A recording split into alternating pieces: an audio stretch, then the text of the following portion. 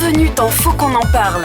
Faut qu'on en parle, c'est votre talk show interactif sur tous les sujets qui vous concernent. 2 heures de direct présentées par Mylène et Luc, c'est Faut qu'on en parle et ça commence maintenant.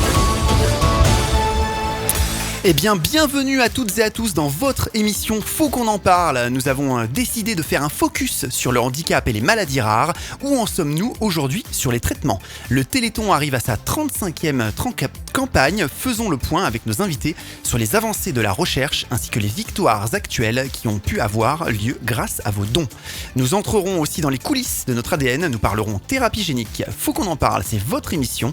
Il est toujours possible d'interagir avec nous et nos invités pendant le direct et sur les réseaux sociaux avec le hashtag FQEP ainsi que sur notre répondeur non surtaxé le 07 839 839 75. Et comme pour habitude, pour co-animer ce débat, je suis accompagné de Mylène. Bonsoir Mylène. Bonsoir à tous.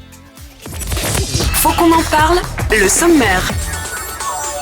En 35 ans, le Téléthon a tout changé. Année après année, grâce à un élan populaire incroyable, grâce à la générosité et la fidélité de tous, une révolution scientifique et médicale est née qui a changé la vie des malades touchés de maladies rares longtemps considérées comme incurables. À quelques jours du Téléthon, où en sommes-nous en France concernant les maladies génétiques ? À quoi servent les dons ? Qu'apporte le Téléthon à la médecine ? Handicap, travail et infrastructure, notre société actuelle est-elle suffisamment adaptée ? Comment vit-on avec une maladie ou un handicap ? Comment gère-t-on le regard des autres ? Nos spécialistes en plateau répondront à vos questions. Comment faire toutes les démarches quand on a un enfant malade ou handicapé ? Comment être aidé ? Handicap et maladies rares, bientôt les traitements miracles ? C'est tout de suite dans Faut qu'on en parle. Faut qu'on en parle, les invités. Et on commence tout de suite avec le professeur Nicolas Lévy, professeur de génétique ex-Marseille Université, INSERM, APHM, fondateur et porteur du projet Gyptis. Bonsoir. Bonsoir. Nous avons aussi Corinne Corvdir qui est coordinatrice de l'AFM Téléthon Pays d'Aix-en-Provence. Bonsoir. Bonsoir. Jean-François Malater, vice-président de l'AFM Téléthon en charge du médical et du social. Bonsoir. Bonsoir à tous. Nous avons Anne Alcocer qui est responsable du service régional Provence de l'AFM Téléthon. Bonsoir. Jean-Marc Pedrona qui est président de l'association pour adultes et jeunes handicapés du Var. Bonsoir. Bonsoir. Faut qu'on en parle, première partie. Lorsque vous avez vu le sommaire de l'émission en vidéo sur notre chaîne YouTube ou notre page Facebook, vous avez été très curieux et vous nous avez posé pas mal de questions. Commençons tout de suite cette partie avec quelques chiffres. Faut qu'on en parle, les chiffres. Luc, peux-tu nous expliquer ce qu'est une maladie rare ? On entend par maladie rare une pathologie qui touche moins d'une personne sur 2000. Plus de 7000 maladies rares différentes sont actuellement connues et elles concernent au moins 3 millions de Français, soit près d'une personne sur 20. Il existe 7000 maladies rares, il faut en moyenne 1,5 ans pour poser un diagnostic, parfois même plus d'une décennie. Il y a 350 millions de malades à travers le monde, dont 3 millions en France, je l'ai dit, et 50% de nouvelles thérapies géniques sont en lien avec les maladies rares. Et tu as quelques chiffres sur le Téléthon ? Oui, en 2020, le total des activités de l'AFM Téléthon, tout le financement confondu, issu de la générosité du public, s'élève à 89 millions d'euros, dont 68,2 millions qui ont été consacrés à ces missions sociales. Guérir, aider et communiquer, espérons que cette année, les dons seront aussi nombreux que les auditeurs. Faut qu'on en parle, les réactions des auditeurs.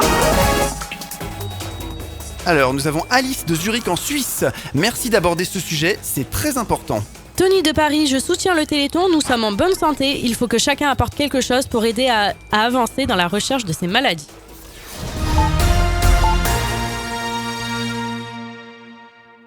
Quand on parle d'handicap et de maladies rares, on pense au Téléthon, à l'AFM, à l'Association française contre les myopathies. Nous avons l'honneur de les recevoir ce mois-ci pour cette émission. Corinne, Anne et Jean-François, vous faites chacun partie du Téléthon avec un rôle bien différent. Jean-François Malater, vous êtes vice-président de l'AFM Téléthon. Pouvez-vous tout d'abord vous présenter et nous expliquer votre parcours ainsi que celui de votre association qui existe quand même depuis 1958 ?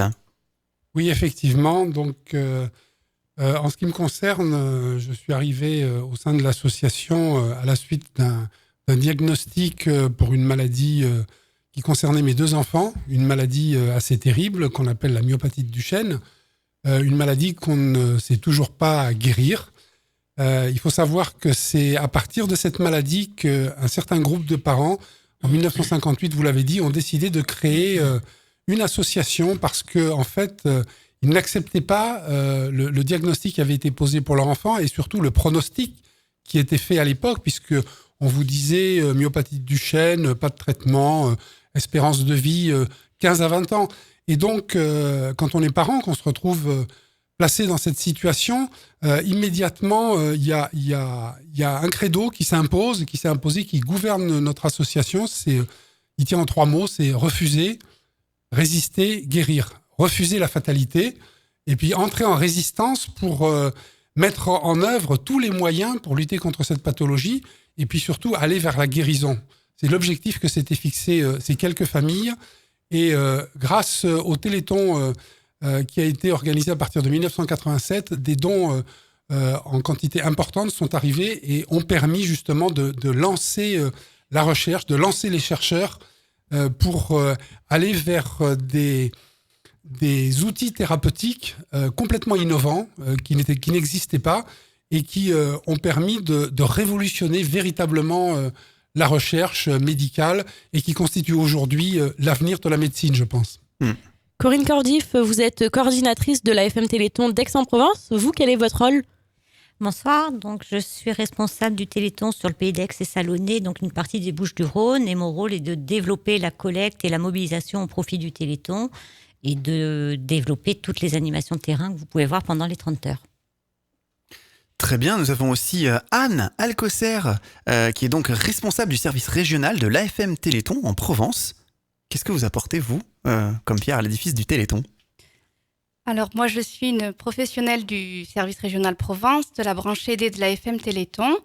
Et avec mon équipe, on accompagne les personnes atteintes de maladies neuromusculaires qui sont domiciliées sur les Bouches-du-Rhône, le Vaucluse, les Hautes-Alpes et les Alpes de Haute-Provence. C'est un service qui est à leur disposition, financé par les dons du Téléthon en grande majorité. Donc le Téléthon, c'est un laboratoire qui aide à chercher des traitements, c'est des dons qui permettent la recherche. Qu'est-ce que c'est donc le Téléthon pour vous, Corinne ? Comment vous le définirez ? Alors pour moi, le Téléthon, c'est d'abord une grande famille, c'est aussi une grande course contre la montre pour trouver les traitements et donc aider à financer la recherche. Et c'est aussi ce qui avait permis, moi, de poser le diagnostic sur mon fils, qui a aujourd'hui 32 ans. Et le tout premier Téléthon a permis d'avoir ce diagnostic et donc de ne pas avoir trop d'errance médicale. Et pour vous, Anne ? C'est quoi le Téléthon ? Alors, le Téléthon, c'est, on dit quand on rentre à l'association, c'est un peu le 14 juillet en plein hiver. Et pour les familles, c'est ça, c'est aussi les mettre en avant, participer à une fête et participer à cette grande joie qu'est le Téléthon. D'accord, on va continuer notre tour de table. Nicolas Lévy. Oui, juste pour compléter, parce que la vision du médecin et du chercheur par rapport au Téléthon, elle s'inscrit dans ce qui vient d'être dit, évidemment. Mais je pense qu'il est extrêmement important de souligner que le Téléthon et les financements qui sont liés au Téléthon ne concernent pas que la recherche. Certes, la recherche, surtout avec les révolutions médicales que l'on connaît depuis plusieurs années, est extrêmement importante, mais les missions sociales de l'AFM, et notamment les services régionaux d'aide, les services régionaux d'insertion, toutes les activités qui sont liées aux personnes qui sont présentes ici sur ce plateau, sont vraiment essentielles. Et le Téléthon permet justement de mener en parallèle aussi bien les actions de recherche que les actions sociales en faveur des malades et de leur prise en charge au quotidien. Très bien. Et à quoi servent du coup les dons du Téléthon, Jean-François ? Les dons du Téléthon, ça représente une partie importante, même quasi majoritaire, puisque 80% du budget de notre association, c'est l'argent du Téléthon. 80%, ok. 80%, oui, c'est l'argent du Téléthon. Donc en fait, sans le Téléthon, tout ça ne pourrait pas exister. Et pour rebondir sur ce que disait Nicolas, qui a tout à fait raison, c'est qu'en fait, il y a essentiellement 2 missions au sein de l'AFM. Il y a la mission guérir qui a été évoquée, et il y a à côté de ça la mission aider qui se développe et qui prend toute son importance, puisque en attendant la guérison, il faut bien vivre, il faut vivre le mieux possible avec ces maladies qui sont parfois terribles. Hein. On aura l'occasion, je pense, d'en reparler. Du coup, le Téléthon, c'est aussi une fête, Jean-François. C'est ça l'idée ? Oui, l'expression qu'on doit à Pierre Tcherny, alors ça, effectivement, les moins de 40 ans, ça va absolument pas de qui on veut parler, mais c'est une expression qu'il avait popularisée. Il dit le Téléthon, c'est le 14 juillet en hiver, parce que le Téléthon, c'est vraiment une fête, c'est 5 millions de nos concitoyens qui descendent dans la rue, qui font la fête dans les petits villages partout. On s'anime. À l'école, partout. Malgré, voilà. C'est vraiment quelque chose d'extrêmement festif et on peut d'ailleurs saluer nos compatriotes qui font preuve d'un élan de générosité absolument extraordinaire au moment du Téléthon parce que dès le premier Téléthon, ça a été une véritable surprise de s'apercevoir qu'autant de nos concitoyens répondaient présents et puis finalement mettaient la main au portefeuille pour soutenir cette cause. Ouais. Et du coup, les dons, vous les recevez tout au long de l'année ou c'est vraiment que sur ces 2 jours, ce week-end de fête ? Principalement, oui, c'est le Téléthon qui représente la plus grande partie. Donc, alors là, Corinne pourrait nous expliquer peut-être plus précisément comment se fait la remontée des fonds, puisque au moment du Téléthon, quand les gens appellent, c'est pour faire ce qu'on appelle des promesses de dons. Oui, c'est ça. Promettre de donner. Donc, suite à ça, on leur envoie une enveloppe pour qu'ils envoient leur chèque. Et en général, les chèques sont renvoyés dès le début de l'année. Et on arrête les comptes au courant février en général. Mais ce qu'il faut savoir, c'est que parallèlement à ça, maintenant, se développe un petit peu le numérique et il y a possibilité de donner grâce à sa carte bancaire. Donc directement pendant le week-end, des gens font des dons par carte bleue avec sur son le site. portable, avec la carte bleue, ce qui permet d'ailleurs de gagner 1 euro à chaque don, puisque le coût du traitement du courrier, ça coûte 1 euro quand même à chaque don. Donc il vaut mieux le faire de manière électronique. Voilà. Oui, de préférence, quand c'est possible.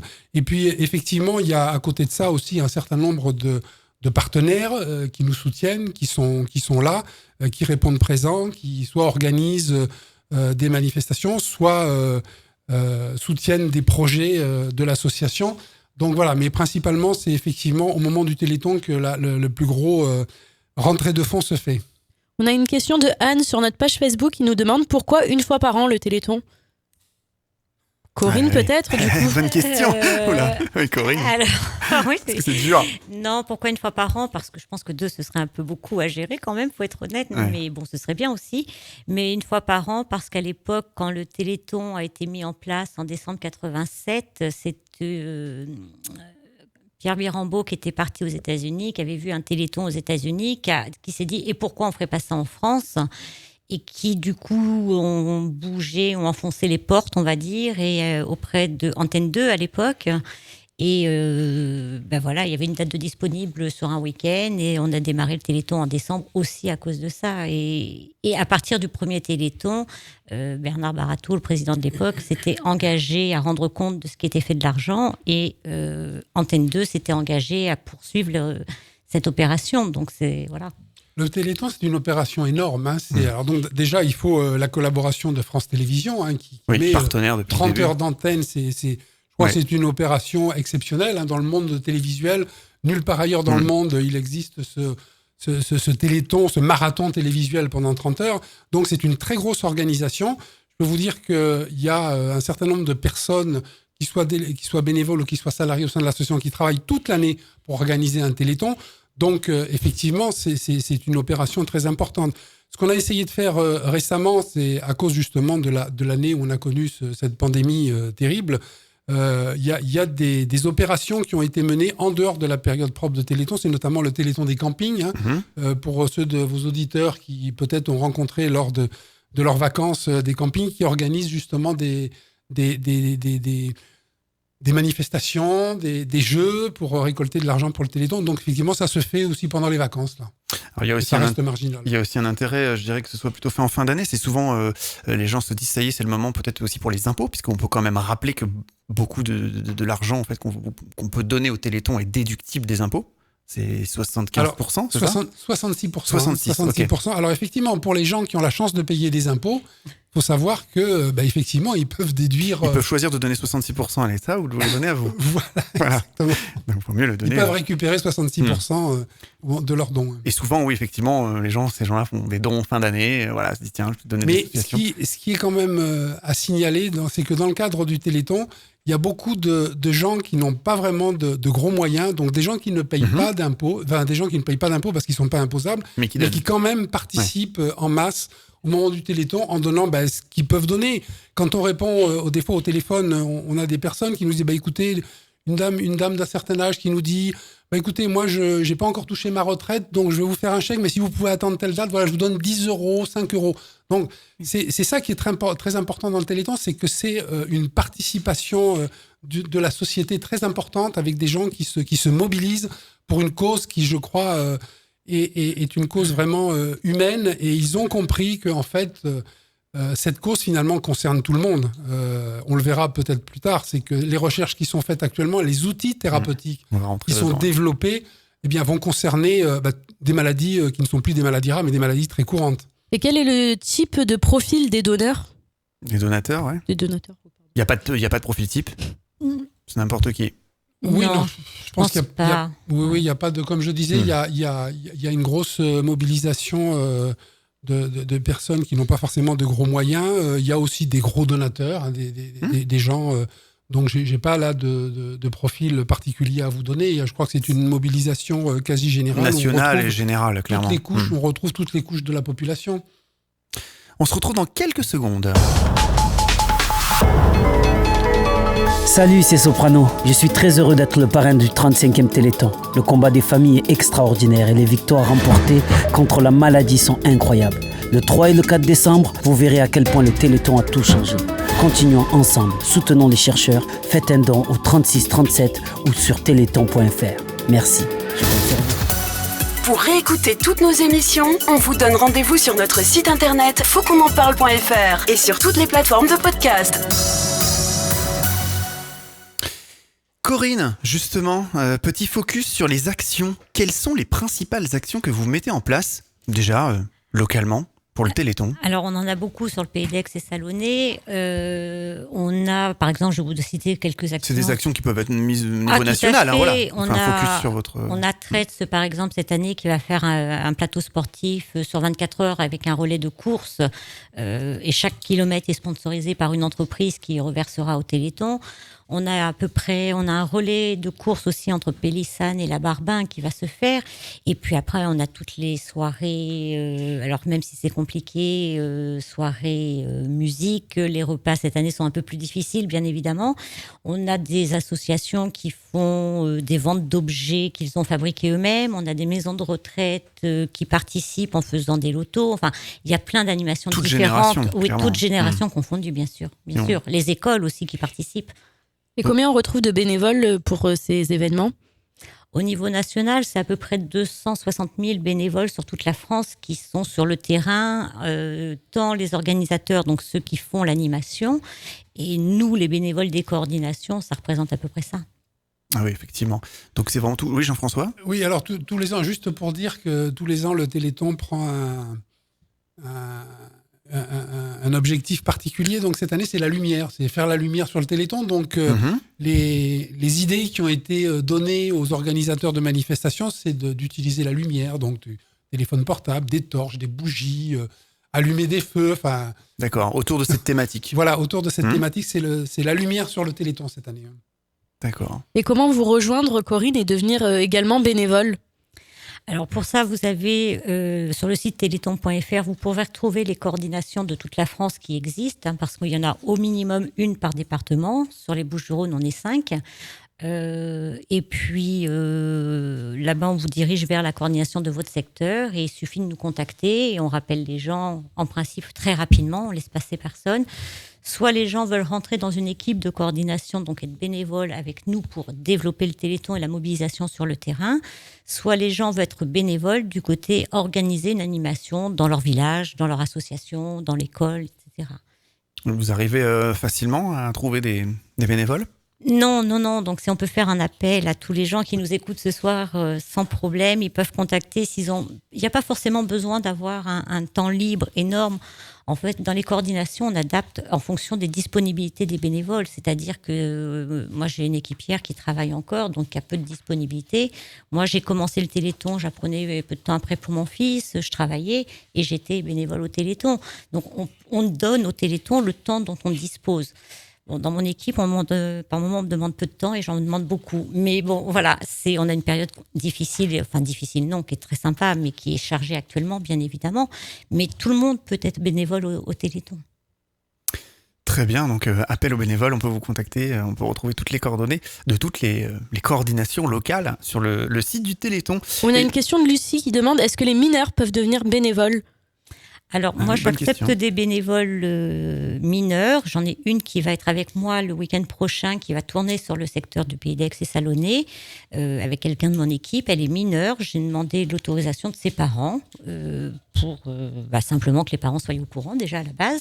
Et puis, on la déclare en tant que bénévole pour les 30 heures. Donc ça aussi, on peut être bénévole pour les 30 heures et voir ce qui se passe sur le terrain pour qu'elle puisse nous accompagner tout simplement avec l'autorisation de ses parents. Donc Lucie, c'est bon. Lucie, elle peut de suite appeler la coordination de son secteur et demander d'être bénévole. Je suis sûre qu'ils seront très contents. Si elle est à Daix, moi je la prends de suite. Effectivement, alors il y a les bénévoles et puis il y a aussi les gens qui travaillent clairement au Téléthon, dans tous les laboratoires, Généthon et autres. Jean-François, quel est le profil des salariés de votre association ? On trouve un petit peu tout type de profil parce qu'il y a plus de 500 salariés à l'AFM.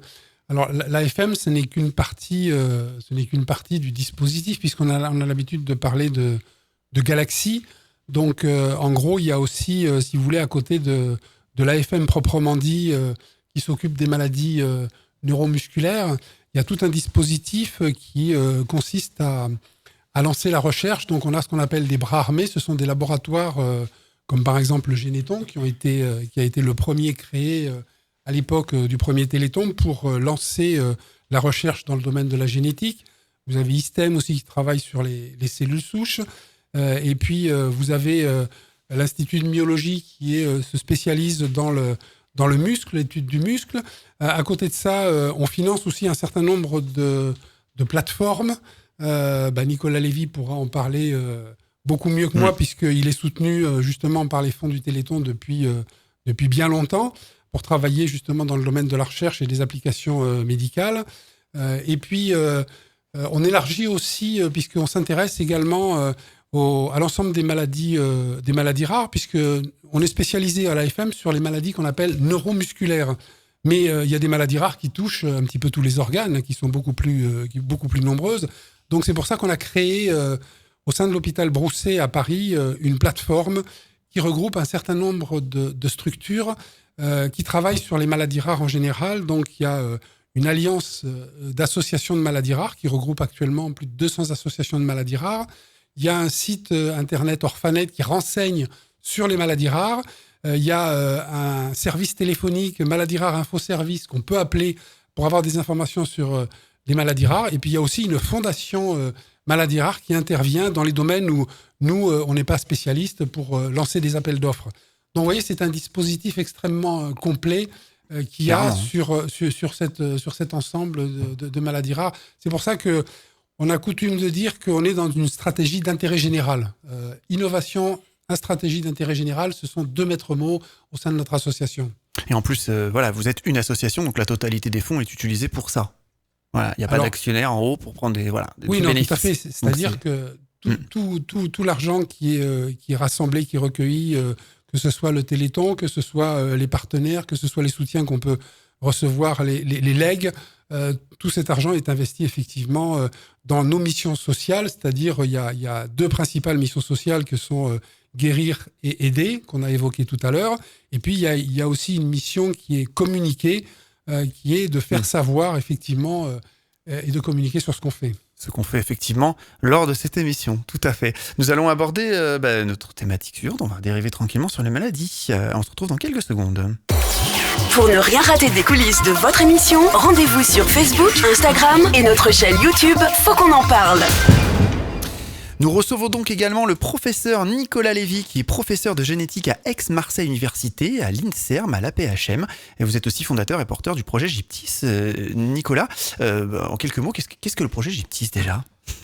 Qu'est-ce qu'est le projet Gyptis ou qu'est-ce qu'était le projet Gyptis ? Je ne sais pas comment il faut répondre à cette question. En réalité, ça part d'un concept, d'un constat.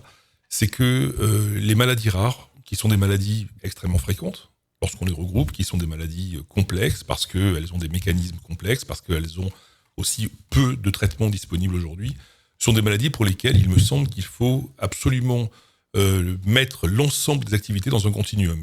Un continuum, ça part de l'exploration des malades, de l'exploration clinique, ce qui se fait dans des services de génétique clinique. Ça va jusqu'au diagnostic, évidemment, tout ça se fait à l'hôpital. Il faut intégrer la recherche. La recherche est totalement associée à la prise en charge, les soins et le diagnostic.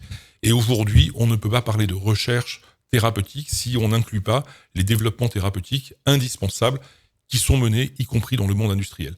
Et donc, le projet Gyptis que j'ai développé et que j'ai porté pendant plusieurs années à Marseille était vraiment destiné à intégrer l'ensemble de ces activités que je viens d'évoquer, académiques d'un côté, industrielles de l'autre, donc public et privé, de soins, de diagnostic et de recherche, dans un même ensemble totalement pensé et réfléchi qui aurait pris la forme d'un bâtiment. Je ne veux pas rentrer dans une polémique, il se trouve que le projet Gyptis, tel que je l'avais conçu, ne va pas se faire à Marseille. On pourra en discuter lors d'une autre émission probablement. C'est peut-être pas le but aujourd'hui, c'était plus de parler des maladies, du Téléthon. Mais en tout cas, je pense que cette prise en charge qui a été conceptualisée, cette manière de travailler dans le domaine des maladies génétiques et des maladies rares, est absolument ce qu'il faut faire. Et si vous me permettez, je voudrais rebondir sur une des questions que vous avez posées dans la première partie de l'émission, qui est pourquoi le Téléthon une fois par an et pourquoi il y a autant de donateurs ou quel est le profil des donateurs. Alors, j'ai envie de vous dire que le Téléthon, c'est une fois par an, mais les maladies rares, et en particulier pour les malades et pour les familles et pour les accompagnants, c'est tout le temps. C'est tout le temps, c'est tous les jours. Et donc, si le Téléthon, c'est une fois par an, il y a tout au long de l'année énormément d'actions qui sont menées grâce à la FM Téléthon, grâce à l'ensemble des partenaires de la FM Téléthon, au profit et au bénéfice des malades et des familles qui accompagnent les malades atteints de maladies rares. La deuxième chose, c'est que concernant les donateurs, je ne suis pas étonné, moi, de la générosité. Il s'agit quand même d'une cause sociale, il s'agit d'une cause solidaire, et il s'agit d'une cause éminemment citoyenne. Ça, c'est le premier point. La santé, c'est vraiment un bien commun et ça doit rester un bien commun. Ça appartient à tout le monde, ça n'appartient pas à l'élite médicale qui s'occupe des patients. En aucun cas. Et donc, c'est un bien absolument commun. L'autre point, c'est que les maladies rares sont fréquentes. On a parlé, vous avez évoqué 7, 8, 9 000 maladies rares différentes, 3 millions de malades en France, 350 millions dans le monde, je pourrais dire 50 millions en Europe, 50 millions si on prend l'ensemble des pays de la Méditerranée. 3 millions en France déjà, 3 millions énorme. en France. 3 millions en France, ça veut dire que forcément, dans notre entourage, proche, plus ou moins proche, disons, il y a une ou plusieurs personnes qui est directement concernée par une maladie rare. Et donc, forcément, ça touche tout le monde. Au même titre que le cancer, au même titre que la maladie d'Alzheimer, peuvent toucher énormément de patients. Mais les maladies rares, à l'instant T, au moment où on se parle, c'est plus de malades aujourd'hui pris en charge que le cancer et la maladie d'Alzheimer réunis. Voilà, donc c'était juste un peu pour frapper les esprits et pour dire pourquoi c'est une cause essentielle de santé publique. Et puis, je terminerai sans vouloir polémiquer non plus, au même titre que je ne veux pas polémiquer par rapport à Gyptis, qui se fera probablement ailleurs parce que les belles idées ne meurent pas. Mais je pense que aujourd'hui, les financements publics ne sont pas suffisants et ne sont pas capables d'abonder la totalité des besoins, que ce soit de prise en charge ou de recherche indispensables pour nos malades. Et donc, il faut évidemment trouver des financements ailleurs. L'AFM Téléthon est essentiel pour ça, et j'y reviendrai si vous me posez la question de savoir comment nous utilisons les financements du Téléthon dans mon laboratoire en particulier. Pourquoi pas, effectivement, dites-le nous maintenant. On veut tout savoir. Ça va intéresser Jean-François. Donc nous... au courant quand même. Oui, quand même. Non, mais ça fera de la transparence. Je pense que Jean-François est particulièrement au courant. Donc je dirige un laboratoire qui s'appelle Marseille Medical Genetics, qui est une unité de recherche, INSERM et université, qui est une unité de recherche composée de 4 départements thématiques et d'une dizaine d'équipes de recherche sur les maladies génétiques rares, les maladies neuromusculaires, les maladies cardiaques et cardiovasculaires, les maladies du vieillissement et les maladies du système nerveux central, pour les regrouper de façon un petit peu schématique. Cette unité de recherche, c'est à peu près 160 à 180 personnes qui travaillent, toutes les chaînes de recherche, c'est-à-dire ça va évidemment des étudiants en thèse, des post-doctorants, les ingénieurs, les techniciens, les chercheurs, les médecins-chercheurs, etc., etc. Et donc, bien évidemment, nous consommons beaucoup de budget annuellement pour mener l'ensemble de ces recherches. Aujourd'hui, le financement du Téléthon, il est apporté, comme l'a évoqué tout à l'heure Jean-François, via ce qu'on appelle un pôle stratégique, c'est-à-dire que l'AFM Téléthon a décidé sur quelques équipes de recherche, quelques groupes ou quelques laboratoires de recherche en France, l'AFM Téléthon a décidé qu'il fallait les financer non pas sur un appel d'offres, sur un programme spécifique, mais que, vu la qualité et la quantité des projets qui étaient menés au sein de l'ensemble laboratoire de recherche, il était légitime de les financer sur une durée de 5 ans, réévaluable évidemment chaque année, avec des financements qui couvrent plusieurs thématiques au sein du même laboratoire. C'est ce qu'on appelle des pôles stratégiques. Mon laboratoire bénéficie actuellement d'un pôle stratégique, c'est même le 3e pôle stratégique, c'est-à-dire que ça nous aura amené finalement à une quinzaine d'années de financement de cette nature par la FM Téléthon. Ça représente aujourd'hui plusieurs millions d'euros. Sur 5 ans, je pourrais citer, c'est plus de 5 millions d'euros.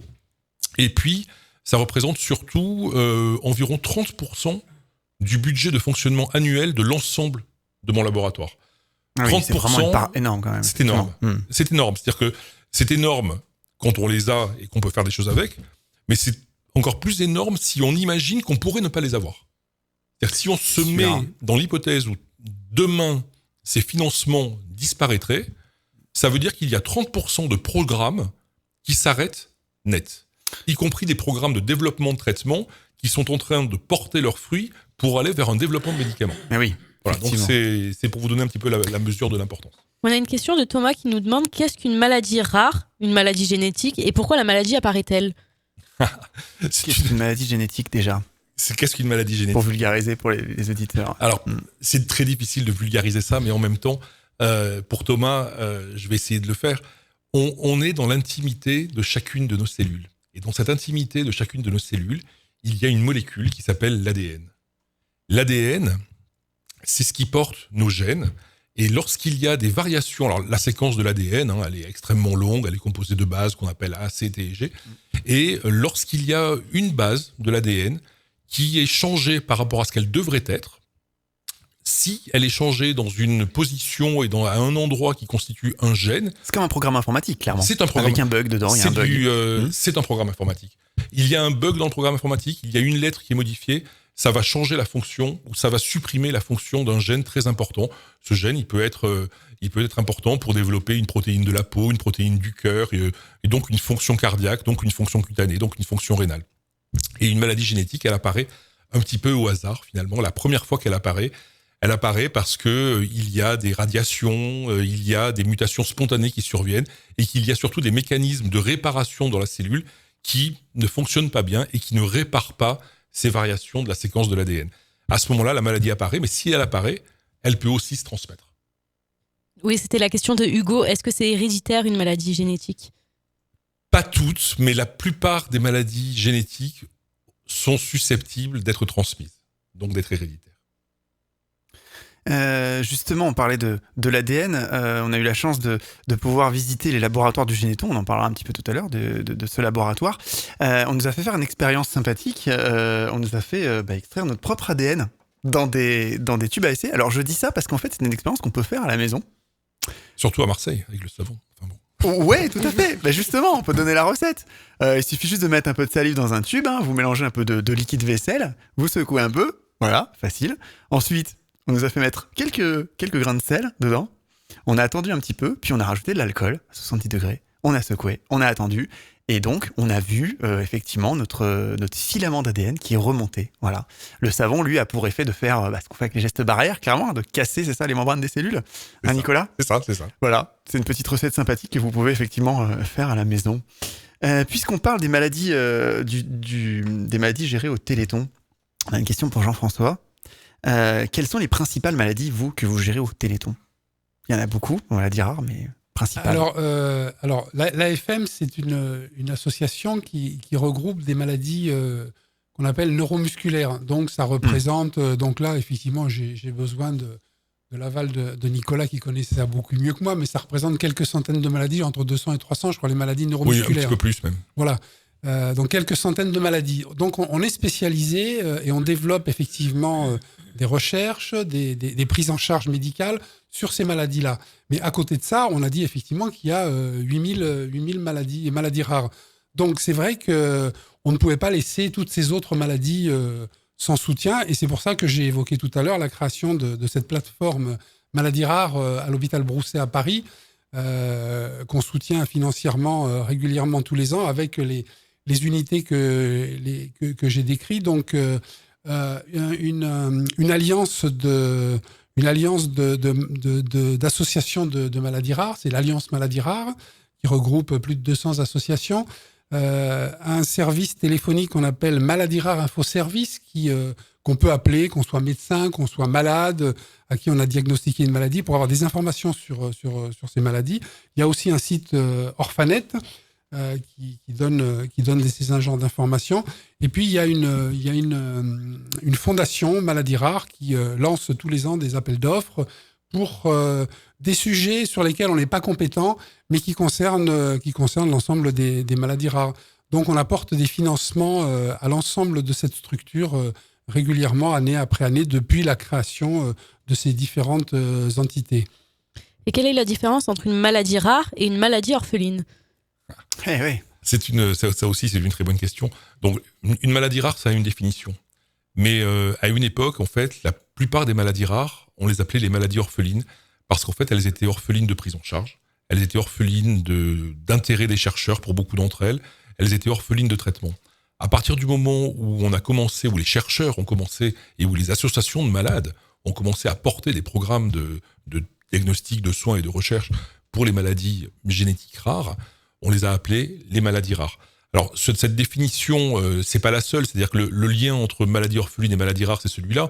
Les maladies ne sont plus orphelines parce qu'on s'y intéresse, elles ne sont plus orphelines de traitement parce qu'on commence à les trouver, ou en tout cas, on les cherche, pour la plupart d'entre elles. Donc, elles deviennent simplement des maladies rares. Je pense que le terme de rare n'est pas forcément le terme le plus adapté. On a un vrai problème de sémantique, là, hein.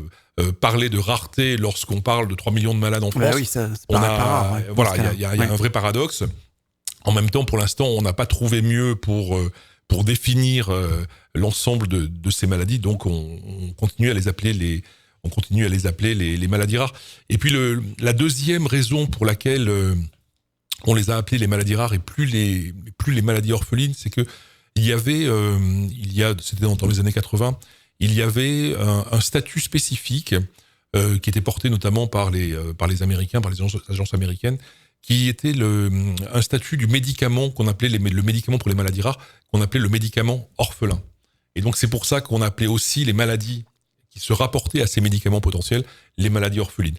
Mais depuis, on est passé au concept de maladies rares, et encore une fois, j'espère que dans l'avenir, mais ça prendra toujours du temps évidemment pour le changer, le vocable évoluera pour quelque chose de plus consistant et de plus en lien avec la réalité. Alors justement, Nicolas, si on veut en savoir un petit peu plus sur tout ça, récemment vous avez sorti un livre à ce propos sur les maladies rares et les espoirs de la médecine du futur. Juste quelques mots, Nicolas ? Oui, alors. Ça intéresse un peu les auditeurs ? Alors, d'abord, c'est pas un hasard si ce livre. Enfin, c'est pas un hasard. En fait, si, c'est un pur hasard, mais il se trouve que c'est un hasard heureux, je pense, que ce livre sorte au moment du Téléthon, parce que c'est un livre qui évoque évidemment le Téléthon, le pourquoi du Téléthon, les succès du Téléthon, et c'est bien la moindre des choses. Donc ce livre, il a été fait essentiellement à destination des malades et des familles de malades et du grand public pour bien expliquer de façon vulgarisée, pourrait-on dire, ce que sont les maladies génétiques par rapport aux maladies rares. Et puis, pour évoquer tout ce que l'on peut espérer dans une révolution, dans une révolution médicale et en particulier thérapeutique, pour demain, pour les 10-15 années qui viennent, dans le domaine des traitements donc de ces maladies, que ce soit les traitements par thérapie génique, que ce soit les traitements par thérapie cellulaire, que ce soit les traitements par thérapie innovante mais pharmacologique, avec des molécules pharmacologiques, et en lien en particulier avec, effectivement, et ce sont des sujets en tout cas, qui sont évidemment éminemment portés par la FM Téléthon. Donc c'était l'objet de ce livre. C'est l'objet.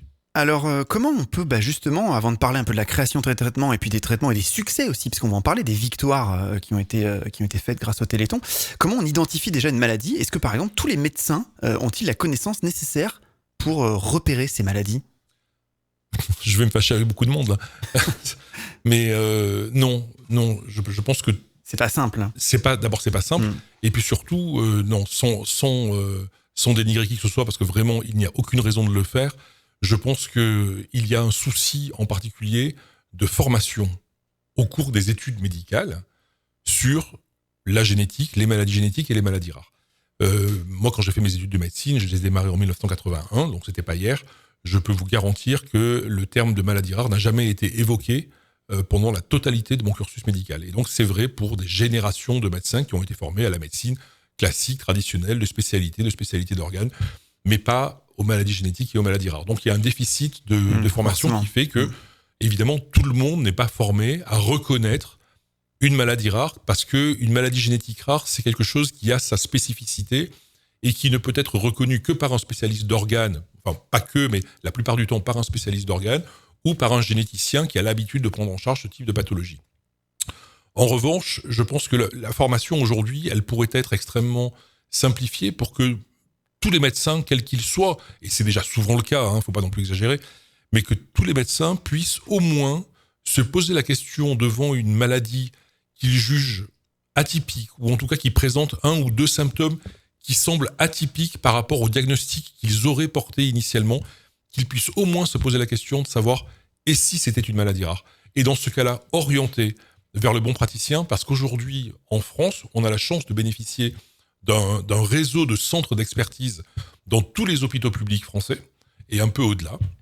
Et ces centres d'expertise, qu'on appelle les centres de référence maladies rares ou les centres de compétences maladies rares, ce sont des centres dans lesquels exercent des praticiens qui sont vraiment spécialistes d'un organe spécifique, mais en particulier de cet organe en regard de maladies génétiques, de maladies rares qui pourraient lui être adressées. Et donc c'est pour ça que ça change un petit peu la donne. Dans la mesure où il existe ces réseaux aujourd'hui, il est important que ces malades, nos malades, puissent être reconnus par tous les médecins qu'ils pourraient aller consulter, que ce soit des enfants, donc en pédiatrie, ou des adultes. On a une question de Sabrina de Toulouse qui nous demande si un cancer peut être d'origine génétique. Sabrina, oui, je peux te dire absolument qu'un cancer peut être d'origine génétique, et je veux même aller plus loin en disant que la très grande majorité des cancers ont une origine génétique. Alors, ils ont des origines génétiques qui sont parfois très très prévalentes, c'est-à-dire que la mutation génétique peut être à l'origine du déclenchement du cancer. C'est vrai dans certaines formes de cancer du sein, par exemple. C'est vrai dans certaines formes de cancer de la prostate. C'est vrai dans certaines formes de cancer d'autres organes. Et puis, il y a des maladies génétiques, y compris de l'enfant. Il y a un syndrome en particulier que je vais citer, qui s'appelle le syndrome de Li-Fraumeni. C'est un syndrome dans lequel les enfants ont une prédisposition à développer des cancers, différents types de cancers. Certains vont guérir, d'autres pas. Ceux qui vont guérir, malgré tout, les enfants vont redévelopper d'autres cancers, et c'est lié à une seule mutation génétique. Effectivement, donc ça veut dire que dans l'avenir, on devrait peut-être pouvoir soigner pas mal de cancers. On va justement un petit peu revenir dans quelques secondes et s'intéresser un petit peu comment on crée un traitement. Faut qu'on en parle, c'est votre émission radio. Mais pas que. Retrouvez tous les jours toutes nos actualités sur notre site internet www.fautquonenparle.fr. Ne loupez aucune info grâce à nos journalistes hors pair. www.fautquonenparle.fr, c'est votre site sur l'actu. Dès sa création en 1958, l'AFM Téléthon place le soutien à la recherche et à la découverte des traitements innovants au cœur de son action. Au-delà du soutien apporté à plus de 200 projets de recherche, on vient d'en parler effectivement, et jeunes chercheurs, chaque année, l'AFM Téléthon a créé ses propres structures et laboratoires de recherche. Entre autres, le Généthon qu'on a visité pour qui l'essentiel de votre budget est alloué. Pouvez-vous nous en dire plus, Jean-François, sur le Généthon ? Alors oui, effectivement, il faut peut-être revenir à l'origine de la création de Généthon, et puis à la stratégie, à la politique mise en œuvre par l'AFM dès cette époque-là, puisqu'en fait, c'était pas vraiment évident. À l'époque, on a créé Généthon, on avait pris conscience que des maladies pouvaient être dû à une défaillance, comme l'a expliqué Nicolas tout à l'heure, inscrite dans le génome. C'est-à-dire que elles étaient portées par le génome. À l'époque, les cartes du génome n'existaient pas. Il y avait, je crois, un chercheur lors d'un congrès organisé par l'association en 1986 qui avait travaillé à la découverte d'un gène de la myopathie de Duchenne, qui était la maladie phare de l'association à l'époque. Donc il avait mis, je crois, 7 ans pour découvrir ce gène. Mais à partir de là, on avait acquis la conviction que ce gène, il fallait absolument le connaître, le dépister, le retrouver pour espérer un jour trouver un traitement. Et donc, l'idée, ça a été de se dire, puisqu'à l'époque, les gènes qui étaient identifiés pour les maladies rares devaient se compter sur les doigts d'une main, ou peut-être ils étaient 5 ou 6. Donc, le premier objectif, c'était identifier les gènes pour ces maladies rares. Pour identifier les gènes, il fallait un outil. Cet outil, c'était une cartographie du génome qui permettent de s'y déplacer, de s'y retrouver, de s'y repérer pour essayer d'identifier ces gènes responsables de maladies. Donc, le premier travail qui a été fait par l'association, ça a été de se dire, construisons ces cartes du génome. Et pour construire ces cartes du génome, il fallait un outil, il fallait un laboratoire. Il fallait pas un laboratoire avec une paillasse sur laquelle on travaille 12 heures par jour, 6 ou 7 jours par semaine. Ce qu'il fallait, c'est industrialiser. Il fallait industrialiser cette recherche, d'où l'utilisation de l'argent des premiers Téléthons pour créer ce laboratoire industriel, ce qui nous a permis de produire les premières cartes du génome humain en quelques années simplement, et ce qui nous a permis aussi de damer le pion aux Américains qui cherchaient dans leur coin, qui s'étaient répartis les chromosomes. C'est donc vous, clairement, qui avez et donc, c'est grâce à l'AFM, c'est grâce à l'AFM que cette première carte a été produite. Et la chose importante à savoir, c'est que cette carte a été mise à la disposition de la communauté scientifique sur Internet, gratuitement. C'est-à-dire que dès que vous l'avez identifiée, vous avez créé la carte du génome, elle a été disponible gratuitement pour tous les chercheurs du monde entier. Et les chercheurs qui voulaient identifier des gènes pouvaient l'utiliser gratuitement. Ça a été très intéressant de gagner cette course de vitesse, puisqu'il y avait un risque, si c'était les Américains qui découvrent ça en premier, qui déposent des brevets, et ça a bloqué la recherche. Oui. Alors, pourquoi ça a été rendu possible, ça ? Parce que la stratégie développée à l'époque, bon, moi, j'y étais pas, donc le mérite m'en revient pas, mais la stratégie développée par les parents de l'association à l'époque, c'était de se dire, il faut qu'on se lance dans une stratégie d'intérêt général, ce qui n'était pas du tout évident à l'époque, parce que leur maladie allait pas être traitée directement par cette action-là. Mais en investissant dans cet outil pour mettre au point la carte du génome, ça a été un choix véritablement stratégique et visionnaire. Donc, ce qui est fou, c'est que c'est grâce à l'argent des donateurs qu'on a pu établir la première carte du génome humain. Et alors, voilà. Donc, c'est l'argent de vous, derrière les auditeurs, des gens qui ont donné, qui ont permis de faire ça. Tout à fait. Nous, les Français, vous, laboratoire Généton, vous avez établi cette première carte du génome humain en 1992. Tout à fait. Et alors, ce que je voulais préciser, que je n'ai pas dit tout à l'heure, c'est que le conseil d'administration de l'AFM est constitué essentiellement de parents de malades et de malades. Et ça, c'est un choix qui a été voulu dès la création de l'association. Et ça permet deux choses. Ça permet d'abord de se choisir un objectif et d'y aller le plus rapidement possible, en dehors de toutes les querelles de clocher qu'il peut y avoir entre les équipes de recherche. C'est-à-dire que nous décidons nous-mêmes comment est investi l'argent qui est recueilli par les dons du Téléthon. Et ce qu'il faut savoir, c'est que on n'a pas toujours été suivi, parce que quand on a décidé de construire le laboratoire Généton, il y a parmi les scientifiques des gens qui nous ont dit, mais là, vous dépensez l'argent du donateur en pure perte, puisque c'est pas ça qu'il faut faire. Vous n'y arriverez jamais. C'est pas une petite association de malades qui va réussir à construire ça. Et donc, malgré ces avis négatifs qui ont été posés, on a quand même choisi cette direction. Alors, c'est quelque chose qui s'est renouvelé à plusieurs reprises au cours de notre histoire, notamment quand on a choisi de s'orienter vers la thérapie génique. Puisque les cartes du génome étant construites, le premier travail de Généton étant réalisé, on a alors décidé de s'orienter vers la recherche en thérapie génique. Et Généton s'est orienté vers la vectorologie. On aura l'occasion peut-être d'expliquer ce que c'est. Ouais. On va rentrer dans le détail. C'est orienté vers la vectorologie et après la production de médicaments de thérapie génique. Et tout ça, ça a été fait parce que des malades et des parents de malades l'ont décidé, des fois contre l'avis de certains scientifiques. Parce que on estime qu'on est tout à fait légitime à conduire la politique de l'association, à faire les choix stratégiques. Alors, je sais ce que certains peuvent se dire et objecter. Oui, vous êtes légitime, d'accord, mais par contre, vous n'êtes pas compétent. Parce qu'effectivement, vous l'avez compris, à travers le discours de Nicolas, vous comprenez bien que ce sont des sujets extrêmement complexes qui demandent des formations de chercheurs, de médecins qu'on ne possède pas. Effectivement, on n'a pas la compétence. Et c'est pour ça qu'à côté de notre conseil d'administration, existe un organe de conseil qui est un conseil scientifique composé des 80 meilleurs chercheurs, médecins scientifiques qui sont recrutés dans le monde entier, qui s'appuient sur un réseau de plus de 5000 experts pour justement nous conseiller dans nos choix et nous aider. Mais in fine, c'est de toute façon le conseil d'administration qui décide d'investir l'argent ou de ne pas l'investir. C'est ça que je voulais préciser. Très bien pour cet éclairage sur Généton. Oui, Nicolas ? Non, je dis c'est très important, même si des fois on s'engueule. Hein. On est, eh oui, mais c'est logique. Ils tiennent les cordons de la bourse, il faut les convaincre. Non, mais évidemment, et c'est tout à fait normal. Mais pour revenir sur ce que dit Jean-François, c'est vraiment important sur les cartes du génome.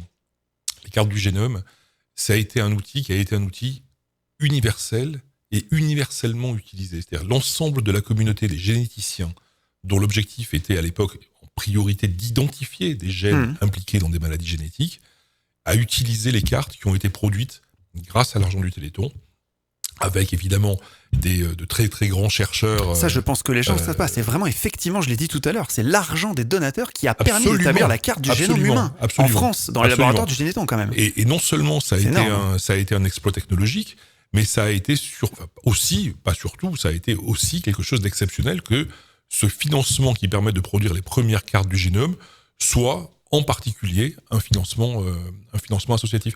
Et du coup, ça me fait penser à une chose qui est importante, c'est vous savez, les chercheurs, et j'en fais partie, je me rentre dans la catégorie des chercheurs, des médecins, des chercheurs. Les chercheurs sont des gens qui sont par essence autonomes, qui refusent qu'on leur dicte leurs orientations. Un peu électron libre ? Non, je crois pas. Pas électron libre, mais en tout cas, un chercheur qui a décidé d'orienter sa recherche d'une manière, il sera difficile de le convaincre de faire autrement, ou en tout cas, ce sera des discussions scientifiques, il faudra avoir des arguments pour le convaincre. Et donc, si on réfléchit à pourquoi, aujourd'hui, l'Association française contre les myopathies est autant entourée de chercheurs accompagnés, s'entoure et est accompagnée par des chercheurs, et des chercheurs vraiment de haut niveau. Je crois que c'est pas seulement parce qu'elle finance les travaux de recherche. Je suis même convaincu que ça n'est pas seulement parce qu'elle finance des travaux de recherche. Je suis convaincu que c'est parce que on arrive justement, en tant que chercheur, à avoir les mêmes objectifs en termes de prise en charge et d'orientation des travaux de recherche sur les thérapies de demain. Et ça, c'est quelque chose qui nous rassemble, qui nous relie de façon extrêmement étroite. Et c'est pour ça que finalement, ça fonctionne. On a parlé du Généton, mais il y a d'autres laboratoires aussi avec le Téléthon. Est-ce que vous pouvez nous en dire plus, Jean-François, et quels sont leurs rôles ? Donc, il y a l'Institut de myologie qui a été créé par l'association aussi pour justement s'intéresser aux muscles, parce que c'était une discipline médicale qui n'était pas tellement développée. Donc, ce muscle, comment il vit, comment il se fabrique, comment il se reproduit, comment il vieillit, comment il s'use quand on est sportif. Donc, tous ces sujets sont, je crois, extrêmement importants et méritaient qu'on crée un institut dédié à ça. Actuellement, on réfléchit justement à le transformer en fondation pour en faire un outil encore plus au service du muscle, pas simplement le muscle malade, mais aussi le muscle sportif, le muscle vieillissant, en gros le muscle dans tous ses états. Donc ça, c'est un institut qui est situé à l'hôpital Pitié-Salpêtrière à Paris. À côté de ça, il y a un autre, on appelle ça des bras armés. Hein. Ce sont des outils qu'on a développés parce que c'est des sujets qu'on estimait importants et on ne trouvait pas des équipes à travers le monde qui s'investissaient suffisamment sur ces sujets-là. Donc, l'Institut du muscle, le Généton dont on a parlé, dédié à la thérapie génique maintenant. Oui, on va en parler après en détail. Et puis, vous avez aussi un plus récent qui est un laboratoire qu'on appelle ISTEM, dédié à l'étude des cellules souches, qui travaille justement sur l'utilisation de ces cellules souches pour développer des traitements thérapeutiques. Qui a démarré après Généton, qui a donc un petit peu de retard dans ses recherches, mais qui est actuellement... Donc c'est un labo dans lequel vous commencez à investir de plus en plus de fonds. Voilà, oui, Généton un peu moins, parce que maintenant ça roule. On va en parler après, les victoires, etc. Disons qu'on soutient régulièrement ISTEM depuis sa création. Et donc actuellement, ISTEM arrive à une phase où il entre dans ce qu'on appelle les essais cliniques, c'est-à-dire qu'on va réaliser des essais plus simplement sur l'animal, mais sur l'être humain. Et donc, il y a 2 essais. Un essai qui a démarré sur un outil thérapeutique pour réparer la rétine d'une déficience rétinienne, qui a démarré qui a pris un peu de retard à cause de la pandémie, là, mais qui a démarré. Et puis un essai qui va démarrer probablement l'année prochaine ou la suivante sur une découverte, enfin un travail qu'avait réalisé ISTEM sur la fabrication de peaux. Ah oui, donc voilà, oui. Et qui va servir là à traiter des malades atteints d'ulcères drépanocytaires. Mais ça veut dire que ces 2 essais sont extrêmement intéressants, puisque une fois qu'on aura fait la preuve de concept que ça fonctionne, derrière ça peut déboucher sur des maladies beaucoup plus courantes comme la DMLA par exemple, ou en ce qui concerne la réparation de la peau, tout ce qui est ulcère diabétique par exemple, ou traitement des grands brûlés, etc. Ah oui, effectivement, donc c'est quelque chose qui peut être après déployé à très, très grande échelle. Jean-Marc, vous vouliez dire un mot ? Oui, j'avais une question à poser à Nicolas. Oui. Parce que Jean-François vient de parler des cellules souches. Alors, est-ce que vous pensez que les cellules souches pourront être utilisées pour pouvoir réparer une moelle épinière lésée ? Ouh là là. Oui, parce qu'il y a beaucoup de personnes en situation de handicap qui ont la moelle épinière lésée. Bien sûr. Alors, il y a... évidemment, c'est super difficile et je n'ai pas de réponse toute faite à cette question. Mais bien évidemment, on peut l'espérer et sur le plan théorique, en tout cas, c'est quelque chose de tout à fait envisageable. Et j'ai vu récemment des travaux de recherche menés à la fois grâce à des cellules souches, mais dans des modèles qu'on appelle vitro, donc des modèles de laboratoire, et qui commencent à passer sur l'animal, notamment sur la souris, il ne faudrait pas que je le dise, mais c'est comme ça, qui permettent de penser effectivement que le potentiel thérapeutique des cellules souches, y compris des cellules souches qui permettront de réparer une moelle épinière, ou en tout cas une substance blanche et une substance grise lésée, c'est quelque chose que l'on pourra envisager. Alors, peut-être pas tout de suite. Malheureusement, j'aurais du mal à dire ce sera dans 3 ans, dans 5 ans, dans 10 ans, mais je crois qu'on va par là. Et je pense d'autant plus qu'on va par là, alors en m'éloignant un tout petit peu du sujet correspondant à la question que vous avez posée sur la moelle épinière, on va d'autant plus par là qu'un laboratoire comme ISTEM, par exemple, non seulement travaille sur les cellules souches, mais travaille sur ce qu'on appelle les cellules souches pluripotentes induites. Alors, excusez-moi du terme qui est un petit peu abscon et peu compréhensible par le grand public, mais l'idée, c'est de pouvoir générer des cellules souches à partir de cellules adultes, de vous comme de moi. Mais si on prend des cellules d'une personne qui est atteinte d'une maladie génétique, ces cellules, elles vont être porteuses de son propre patrimoine génétique, y compris de la mutation génétique en cause dans la maladie. Si on peut retransformer ces cellules adultes ou enfants en cellules souches et les redériver dans le tissu pathologique atteint, que ce soit des neurones, que ce soit des cardiomyocytes pour le cœur, que ce soit des cellules de peau, des cellules de rétine, etc., on a l'outil précis qui est un outil à la fois d'exploration du mécanisme de la maladie et un outil qui permet de tester du médicament. Et ça, c'est absolument extraordinaire. Alors, c'est quelque chose qui a été... Ce principe-là, il a été découvert dans les années 2000. Il y a eu un prix Nobel, Tanya Yamanaka, qui a été donc prix Nobel pour cette découverte-là. Mais aujourd'hui, c'est un outil qui est utilisé dans de nombreux laboratoires, en particulier chez ISTEM, chez nous aussi à Marseille, et qui nous permet à la fois d'explorer les mécanismes des maladies de façon très précise et de tester tout un panel, tout un tas de molécules pour regarder quel est le potentiel à la fois de ces molécules pharmacologiques parfois, ou de thérapie génique, mais aussi de regarder le potentiel de ces cellules souches pluripotentes induites pour développer des traitements. Donc il y a un espoir. Donc évidemment. Ah oui, complètement. Mais s'il n'y avait pas d'espoir, d'abord on ne serait pas là. Moi je crois qu'on ne serait pas là s'il n'y avait pas d'espoir. On attendrait d'avoir de l'espoir. Donc le Téléthon, c'est aujourd'hui la 35e édition. Moi ça fait 34 ans que je fais ce métier. Et je peux vous garantir que si je n'avais pas d'espoir, j'aurais arrêté depuis très longtemps. Donc non seulement je continue ce métier avec beaucoup d'envie et d'énergie, mais je le continue parce que aussi je suis certain que, d'abord, j'ai déjà vu des traitements arriver. J'en ai vu de mes yeux, alors que quand j'ai commencé mes études de médecine et quand j'ai commencé le métier de généticien, je peux vous garantir que pas un seul malade n'avait accès à un traitement. Et c'était désespérant pour les généticiens de voir des malades, d'explorer des familles et de ne pas pouvoir, à la fin de la consultation, leur dire on va vous prescrire un traitement, il y a un traitement qui existe. C'était terrible. Aujourd'hui, c'est plus jamais le cas. Aujourd'hui, je ne vois pratiquement plus jamais une famille de patients sans lui dire attention, il n'y a pas encore de traitement pour vous, mais voilà les travaux qui sont en cours. On va voilà les peut-être travaux bientôt qui y sont arriver. en cours. Voilà les essais thérapeutiques qui sont en cours. Alors, voilà les traitements de demain. Justement, on est complètement dans l'histoire de comment on crée un traitement. Et déjà, avant d'aller parler des victoires, on va s'intéresser clairement quel est le principe de la thérapie génique. Comment ça fonctionne? Parce qu'on entend tout, à boire, à manger, les gens ils disent on modifie les gènes, on veut... Qu'est-ce qu'une thérapie génique? Voilà. C'est à moi que vous posez la question. Oui, je pense, ouais. Ça va être Jean-François, Jean-François va répondre. Mais... Non, Nicolas. Je vais vous répondre. Oui. Alors, d'abord, le titre de votre émission, c'est, je crois... Bientôt des traitements miracles, voilà, c'est ça. Je vais vous dire juste une chose, en fait, ça vient de me frapper. Il n'y a rien de miraculeux dans tout ça. Ah. Voilà, il n'y a rien de miraculeux. J'espère que le résultat le sera, et probablement il sera en tout cas évoqué comme miraculeux, mais dans le développement des traitements, il n'y a pas de miracle.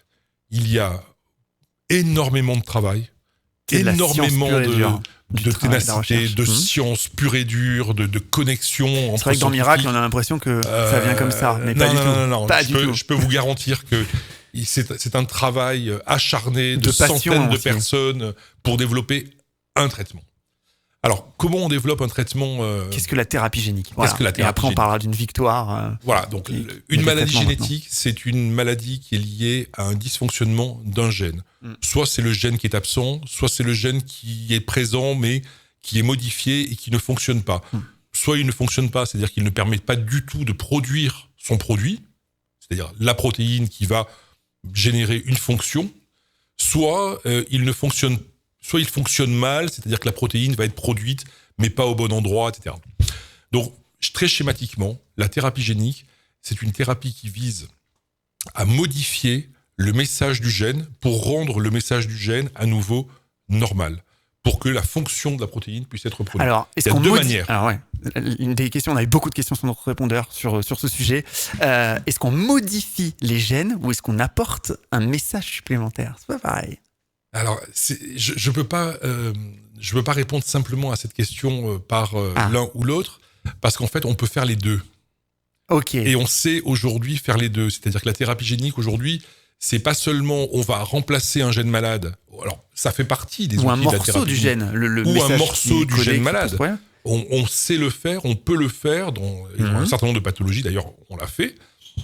Et quand je dis là, en l'occurrence, c'est pas moi du tout. C'est des chercheurs l'ont fait. Et ça fonctionne. Donc on sait remplacer tout ou partie d'un gène en utilisant ce que Jean-François tout à l'heure a nommé des vecteurs. Donc ça, on sait le faire. Et puis, il y a d'autres approches qui vont modifier le message du gène, non pas en apportant une molécule d'ADN supplémentaire avec un vecteur, mais en utilisant une autre approche. Alors aujourd'hui, il y a plein d'approches. Je vais juste les citer de façon très globale, ce qu'on appelle les ciseaux moléculaires, la chirurgie du gène, voilà. Et ça permet effectivement de modifier les gènes, mais c'est pas à proprement parler la même thérapie génique que celle qui utilise un vecteur, qui est généralement un virus, qui va permettre d'apporter à la cellule un gène, ou une partie de gène, mais généralement un gène, qui va remplacer le gène défectueux. C'est ce que j'allais dire justement, puisque lors de notre visite dans les laboratoires du Généton, on nous a effectivement expliqué tout ça autour de la thérapie génique. Donc ce vecteur viral, on va dire virus désactivé vulgairement, c'est ça? On l'utilise pour qu'il rentre dans la cellule et qu'il vienne apporter ce message C'est le cheval de Troie. Voilà, c'est ça, c'est le principe du cheval de Troie. Ok, on nous a aussi expliqué effectivement que lorsqu'on fait une thérapie génique, quand les cellules se remultiplient, qu'advient-il de ce message? Il est perdu? Les cellules reviennent à leur gène d'origine? Comment ça se passe? Non, à partir du moment où on a le message initial qui ne fonctionne pas, qui n'est pas délivré, on apporte un message. Une correction. Une correction. Patch informatique, un c'est patch, un peu ça. Une correction. Un gène donc qui va se mettre à fonctionner. Si on apporte cette fonction dans des cellules qui se divisent, l'ensemble des cellules qui vont se diviser vont continuer à se diviser avec le message corrigé. Ok. Et ça, c'est extrêmement important. C'est pour ça que le principe de la thérapie génique aujourd'hui, en tout cas, le principe que l'on cherche à développer et les résultats que l'on cherche à obtenir, c'est d'avoir des traitements par thérapie génique qui se résument à une injection du médicament de thérapie génique, donc du vecteur viral avec son gène médicament, une seule injection qui doivent suffire pour la vie entière. On peut pas en faire 2, c'est pas possible. Ouais, c'est ce qu'on nous a expliqué, que le vecteur viral, c'était compliqué parce que l'organisme le reconnaît et ensuite va à la seconde injection. Donc, en fait, en gros, il va pas vouloir. Ça fait partie effectivement des complications à éviter, des complications immunitaires en fait. À partir du moment où on injecte quelque chose qui ne fait pas partie du soi, c'est reconnu par des antigènes qui vont essayer en tout cas de le détruire. Donc l'idée, c'est d'essayer d'être le moins immunogénique possible, c'est-à-dire de ne pas générer de réaction immunitaire et donc de ne pas reproduire trop souvent les injections. On a une question de Aïcha qui nous demande combien de vies la thérapie génie a-t-elle sauvé à ce jour ? Je n'ai pas les chiffres exacts. Je pourrais vous citer. Non, mais c'est quelques centaines, quelques milliers, dizaines. Aujourd'hui, je pense que dans le monde, on doit être à. Je pense qu'on pourrait dire quelques milliers aujourd'hui dans le monde. On a assez de recul pour dire sauver vraiment ? Je pense. Moi, j'ai pas peur de dire. J'ai pas peur de dire que. Vous savez, quand vous avez des malades, des enfants en particulier, dont on sait que s'ils ne sont pas traités par thérapie génique, en l'occurrence, puisqu'on parle de ces traitements-là. On sait que leur durée de vie est limitée, que leur condition d'existence est assez dramatique. Et donc lorsque, avec 7 ans, 8 ans, 9 ans ou 10 ans de recul, on sait que certains de ces enfants-là mènent une vie normale, ont remarché là où ils ne marchaient pas, ont revu là où ils ne voyaient plus, sont sortis de leur bulle parce qu'ils étaient à risque d'attraper une infection qui potentiellement les tuerait. Ouais, moi je pense qu'on peut dire sans hésiter que oui, on a sauvé des vies. Les premiers succès de thérapie génique, c'était pour les déficits immunitaires. Exactement. C'était des bébés bulles dont vient parler Nicolas. C'était début des années 2000, donc ça fait maintenant 20 ans. Une vingtaine d'années. Voilà, donc, Et aujourd'hui, nous on a eu la chance de discuter avec une maman et son enfant Lana qui était atteinte d'amyotrophie spinale de type 1 pour être très précis. Sa fille a 2 ans, elle a subi cette injection il y a quelques mois. Au confinement, donc 2010. Le jour du confinement, 2020. 15 mars 2020, elle nous a dit très précisément. À Marseille. Et effectivement, non, parce que ma collègue Brigitte Chavoil à Marseille a traité également. Je sais pas pour le coup. Non, c'était sur Paris, elle nous avait dit. Effectivement. Et en fait, normalement, avant cette thérapie génique, sa fille devait mourir clairement. Et là, c'était une seconde naissance. Donc, on arrive vraiment. C'est un cas concret. C'est quelque chose maintenant, Jean-François, qui est mis sur le marché. Cette thérapie génique et qui commence clairement à sauver des enfants et des vies. C'est clairement des victoires. Donc ça, c'est une victoire. Oui, tout à fait. Effectivement, c'est un marché qui a obtenu une autorisation de mise sur le marché. Fin 2019, il me semble. C'est tout frais. Hein. Et donc, c'est un traitement qui est appliqué. Il y en a un autre aussi qui donne d'excellents résultats pour myopathie myotubulaire. Je pense que vous avez vu le petit gamin aussi qui a été traité, qui a une espérance de vie qui est encore plus courte. Et là... Aujourd'hui, il est en train de faire des progrès qui sont tout à fait impressionnants. On a vu la vidéo, c'est impressionnant. Après l'injection, quelques semaines après, il commence à se lever, à tenir sa tête. Enfin, et c'est pour ça que le terme de miracle est utilisé, parce qu'en fait, même si comme c'est assez miraculeux, c'est-à-dire que le résultat, je suis d'accord. Dans le résultat, dans l'expression du résultat, c'est quelque chose d'inconcevable, quoi. C'est-à-dire qu'en quelques semaines, l'enfant qui peut pas bouger, qui peut rien faire, d'un seul coup. Il a l'impression qu'il vit. Oui, c'est une victoire thérapeutique. Quand on a vu, même je vous assure, même les scientifiques, lorsqu'on a vu arriver les premiers résultats de thérapie génique dans l'amyotrophie spinale, les premières vidéos qui nous arrivaient des États-Unis, on était tout simplement scotchés, quoi. On n'avait pas du mal à y croire, on savait que c'était vrai, mais en même temps, c'était quelque chose qui n'aurait pas été envisageable, ne serait-ce que 5 ans auparavant. Donc, on a vu des gamins qui, tout d'un coup, levaient leur tête, pouvaient remarcher là où ils n'auraient jamais marché. Ouais. On a Marceau de Toulon qui nous demande quels sont vos objectifs chaque année, combien de maladies souhaitez-vous soigner ? Toutes. Jean-François, vous voudrez toutes les soigner, je suppose, évidemment. Oui, mais effectivement, mais bon, il y en a quand même un très grand nombre. Donc actuellement, je crois qu'on a une quarantaine d'essais à l'étude. Il doit y avoir moins de 10 traitements qui sont bien lancés, je crois. Et voilà, faut se rendre compte quand même que développer un traitement comme cela, ça demande pas seulement une très grande énergie et beaucoup de matière grise, comme le disait Nicolas tout à l'heure, mais ça demande aussi des investissements absolument énormes et colossaux. Et donc, c'est vrai qu'un Téléthon n'y suffit pas. Donc, on fait grâce à Généthon, un certain nombre de preuves de concept. sur des traitements qui donnent des résultats prometteurs, intéressants, mais derrière, malheureusement, on n'a pas forcément les moyens de les emmener jusque sur le marché. Donc vous faites quoi ? Vous déposez des brevets et ensuite vous êtes obligé de vous coupler, je dirais, avec un laboratoire qui va développer que malheureusement, en France, on ne trouve pas de laboratoire qui même dans nos grands labos français, d'investir suffisamment, même dans nos grands labos français. C'est pour ça que les traitements comme le Zolgensma, là, dont on parle pour la myotrophie spinale, a été développé aux États-Unis parce que c'est des centaines de millions d'euros qu'il faut mettre sur la table à partir du moment où on a fait les premières preuves de concept. Et c'est vrai qu'en France, on n'a pas actuellement d'investisseurs qui suivent sur ce genre de démarche. Hein. C'est assez timide sur ces traitements de thérapie génique qui sont assez révolutionnaires, qui sont peut-être risqués. Donc, malheureusement, on n'a pas de répondants. Aujourd'hui, ça prend combien de temps de détecter une maladie rare ? Est-ce qu'on peut les repérer avant la naissance même de l'enfant ?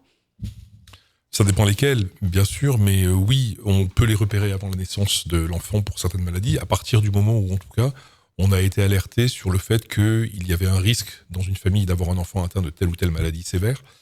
Et puis, c'est souvent le cas dans des familles où il y a déjà eu un enfant atteint d'une maladie génétique.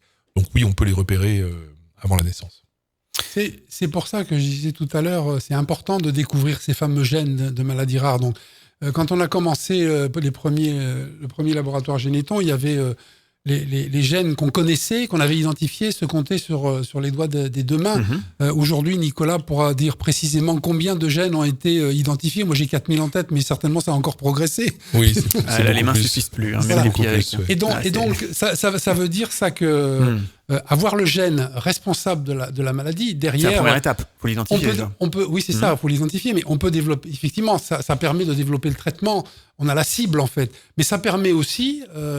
aux parents en projet d'enfant d'avoir une indication extrêmement précieuse sur est-ce que l'enfant que je vais concevoir sera porteur de cette maladie ou pas. Ça, c'est un élément très important. Et je ne parle pas là de la prise en charge qui va possiblement être développée à partir du moment où on connaît l'histoire de la maladie et comment elle évolue. Alors, on fait aujourd'hui des amyosynthèses quand il y a des fœtus pour savoir si le fœtus va être trisomique. Est-ce qu'on ne pourrait pas ajouter dans ces tests la détection de certaines maladies rares ? Il me semble que vous œuvrez pour ça, pour modifier les lois et les... Oui. Alors oui. Jean-François, je ne sais pas si tu voulais peut-être répondre. Vas-y, Jean. Non, juste effectivement, il existe... Alors, il y a différentes techniques. Parce qu'on nous a expliqué quand même qu'il y a certaines maladies, il vaut mieux les détecter dès qu'on le sait pour vite la traiter tout de suite. Oui. Alors ça, c'est effectivement un sujet sur lequel on travaille. C'est ce qu'on appelle le dépistage à la naissance. Oui. Puisqu'il y a certaines pathologies, actuellement en France, je crois qu'il y a 4 ou 5 maladies qui sont dépistées à la naissance. Et c'est ce qu'on fait, la goutte de sang qui est prélevée sur le papier buvard au nouveau-né. Et il y a un certain nombre de maladies qui sont détectées à la naissance qui permettent de mettre en place des traitements. La France est assez en retard puisque dans les pays européens, ils en sont à plusieurs dizaines de maladies qui sont détectées. Aujourd'hui, on milite et on engage des actions auprès de nos gouvernants pour mettre en place la détection à la naissance de la myotrophie spinale, par exemple. Oui, c'est ça. Il y a la myopathie de Duchenne, mais l'urgence aujourd'hui, c'est la myotrophie spinale puisque aujourd'hui, on a un traitement. Parce qu'une des règles pour mettre en place le dépistage à la naissance, c'est qu'il existe un traitement. Et donc, tant qu'il n'existe pas de traitement curatif, ça sert à rien de le savoir. C'était pas développé. La seule maladie qui a pu développer, qui a pu bénéficier d'un dépistage à la naissance, c'est la mucoviscidose.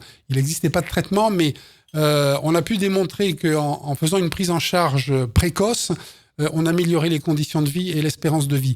Donc aujourd'hui, pour justement la myotrophie spinale, on a un traitement qui marche. Le problème, c'est que ce traitement, il doit être appliqué le plus tôt possible après la naissance. Et on ne s'aperçoit pas toujours de la maladie dès la naissance. Forcément, ouais. Surtout si c'est des maladies comme ça. Au bout de certains mois. Et donc aujourd'hui, le challenge, c'est d'arriver à mettre en place ce dépistage à la naissance pour être sûr que tous les enfants qui naissent avec cette pathologie-là puissent être traités le plus rapidement possible. Pour avoir une vie normale dans la foulée. On a une question. Est-ce qu'il y a des établissements spécialisés pour ces maladies ? Comment ça se passe la prise en charge de tous les soins ? On va peut-être demander à Anne. Alors, la prise en charge de tous les soins, on en a parlé un petit peu tout. On va dériver justement bientôt sur cette partie. On en a parlé un petit peu tout à l'heure.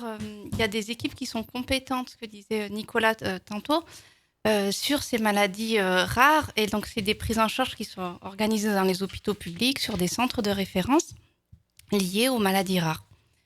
Et pour les établissements spécialisés, il y en a un peu de la FM Téléthon, mais sinon, si je dirais plus globalement, ce qu'on va essayer de voir avec les personnes, c'est plutôt que si elles veulent vivre dans la vie ordinaire, c'est d'avoir une vie active de citoyen ordinaire plutôt que le choix de l'établissement spécialisé, sauf le cas échéant.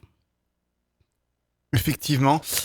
Justement, après ce débat très passionnant, je pense qu'on va se retrouver dans quelques secondes et basculer un petit peu sur tout ce qui est infrastructure, handicap, Anne et Jean-Marc.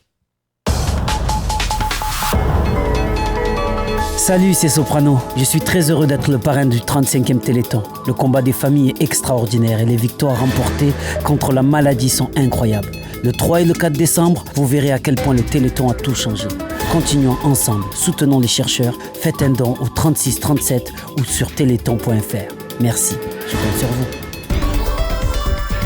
Retrouvez tous les replays de nos émissions sur notre site internet fautquonenparle.fr ainsi que sur Spotify, Deezer et Apple Podcast. Faut qu'on en parle. Faut qu'on en parle, seconde partie. Comment aider les personnes en situation de handicap? Justement, la France a-t-elle les infrastructures nécessaires pour les personnes dans cette situation? Nous allons maintenant aborder toutes vos questions avec nos invités.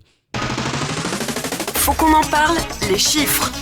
Luc, peux-tu nous donner quelques chiffres sur le handicap en France ? 12 millions de Français environ sur 66 millions sont touchés par un handicap. Pour 80% des cas, il s'agit d'handicaps souvent invisibles. 1,5 million sont atteints de déficience visuelle, 850 000 ont une mobilité réduite, 9,6 millions de personnes sont reconnues administrativement. Le handicap et la vie quotidienne, as-tu des chiffres sur ça ? Oui, en 2019, le taux de chômage des personnes en situation de handicap atteignait les 18%, ce qui représente environ le double de celui de la moyenne nationale. En 2020, le montant mensuel de l'AAH, allocation des adultes handicapés, pour une personne seule s'élève à 900 €, versée, elle, sous condition de ressources. Cette prestation sociale est actuellement versée à 1,2 million de personnes en situation de handicap. Et puis côté solidarité, à la rentrée de septembre 2019, le nombre d'élèves en situation de handicap au sein des écoles françaises s'élevait à 361 000 personnes, dont 87% scolarisées à temps plein, ce qui représente quand même une augmentation de 7% par rapport à la rentrée précédente. Et du côté des infrastructures, 87% des personnes en situation de handicap éprouvaient des difficultés à se déplacer, la faute à des infrastructures peu accessibles et le retard accumulé par les villes aux normes dans les espaces publics, bien évidemment, comme demandé par la loi handicap en 2005. Faut qu'on en parle, les réactions des auditeurs. Et voici tout de suite quelques réactions que vous nous avez laissées sur le hashtag FQEP ou sur notre répondeur, le 07 839 839 75. On a Hubert de Chambord. Tout mon soutien à ces personnes handicapées. Elles méritent de pouvoir vivre normalement. Quand je vois que certaines personnes avec un fauteuil n'arrivent pas à monter sur un trottoir à cause d'une hauteur, c'est inadmissible. Myriam de Coucy qui nous dit « Merci de parler de nous, la reconnaissance et l'intérêt qu'on peut nous porter, ça fait toujours plaisir. » Alors clairement, quand on pense en premier aux malades ou à la personne handicapée, on a tendance à parfois oublier les parents. Comment gère-t-on justement cette situation quand on vient d'apprendre le handicap d'un de nos enfants? Jean-François déjà, puisqu'il a été concerné, et après on donnera la parole aussi à Anne. Oui, non, effectivement, c'est une situation... Comment on le vit? On le vit mal. On le vit très très mal. Moi, j'ai une formation de géologue, donc pour moi, ça m'a fait l'effet d'un séisme. C'est-à-dire que nous, on a appris le diagnostic pour nos enfants quand ils avaient respectivement 4 ans et demi et 18 mois, puisqu'on a fait le diagnostic sur l'aîné et puis on a vérifié sur le second. Et donc, quand ça vous arrive... en gros, si vous voulez, tous les projets que vous avez pu faire, quand on a des jeunes enfants, on imagine tout ce qu'on fera avec eux, qu'on se fera des cabanes dans les bois, on les accompagnera au sport, tout ça s'effondre. C'est le tremblement de terre, c'est-à-dire que force 7, force 8, c'est-à-dire qu'il reste plus rien debout, il faut tout reconstruire. Et c'est vrai que c'est une détresse, je pense, que connaissent tous les parents à qui on annonce ce genre ce genre de diagnostic. D'autant plus forte cette détresse qu'on vous dit à côté de ça, enfin on vous disait, dans mon cas, écoutez, voilà, c'est une maladie incurable, espérance de vie 15 à 20 ans, et puis voilà, vous rentrez chez vous avec ça, vous vous dites, qu'est-ce qu'on en fait ? Et c'est vrai qu'à l'époque, on a eu la chance, c'était en 1990. Il y avait quand même déjà de l'accompagnement ? Alors, il y avait justement, on a eu la chance de croiser la route de l'AFM et on s'est investi au sein de l'AFM. Mais on avait été à l'hôpital Necker à Paris, on avait rencontré un médecin qui nous avait dit quand même quelque chose qui avait allumé une petite étincelle.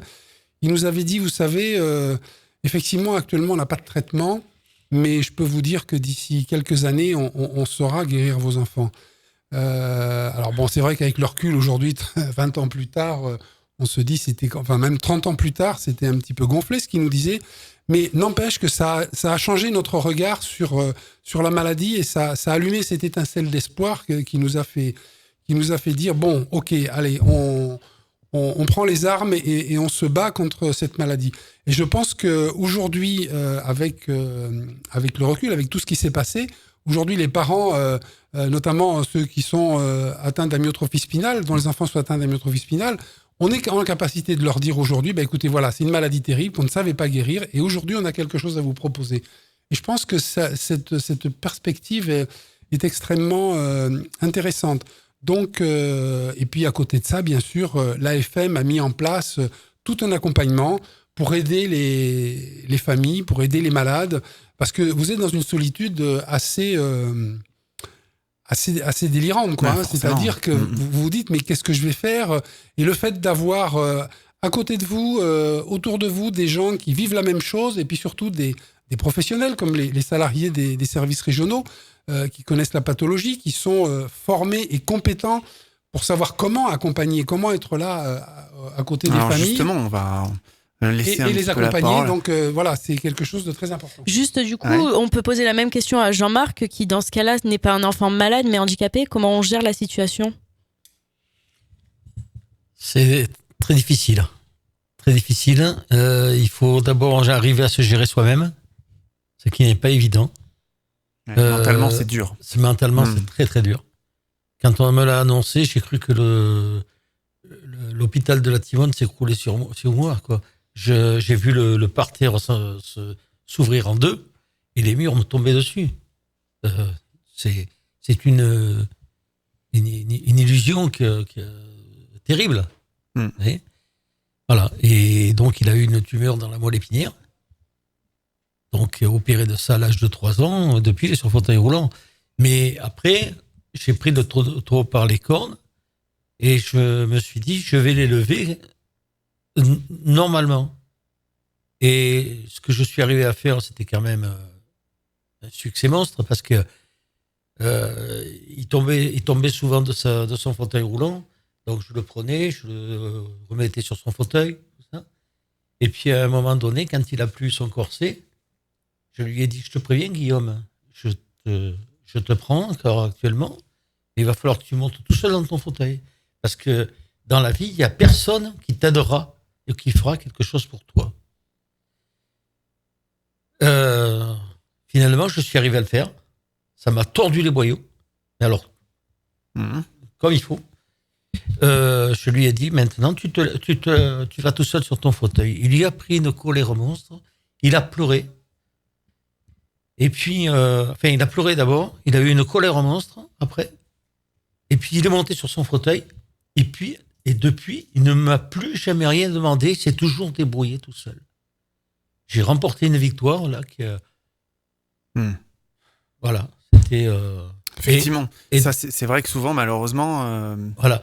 Et d'autant plus se débrouiller un peu plus seul. Oui. Et d'autant plus qu'à l'école, ils voulaient me le virer de l'école. Je me suis battu pendant 8 mois contre l'éducation nationale, où je suis arrivé à avoir 1 à 2 fois par semaine, j'étais dans les bureaux de l'inspecteur de l'éducation.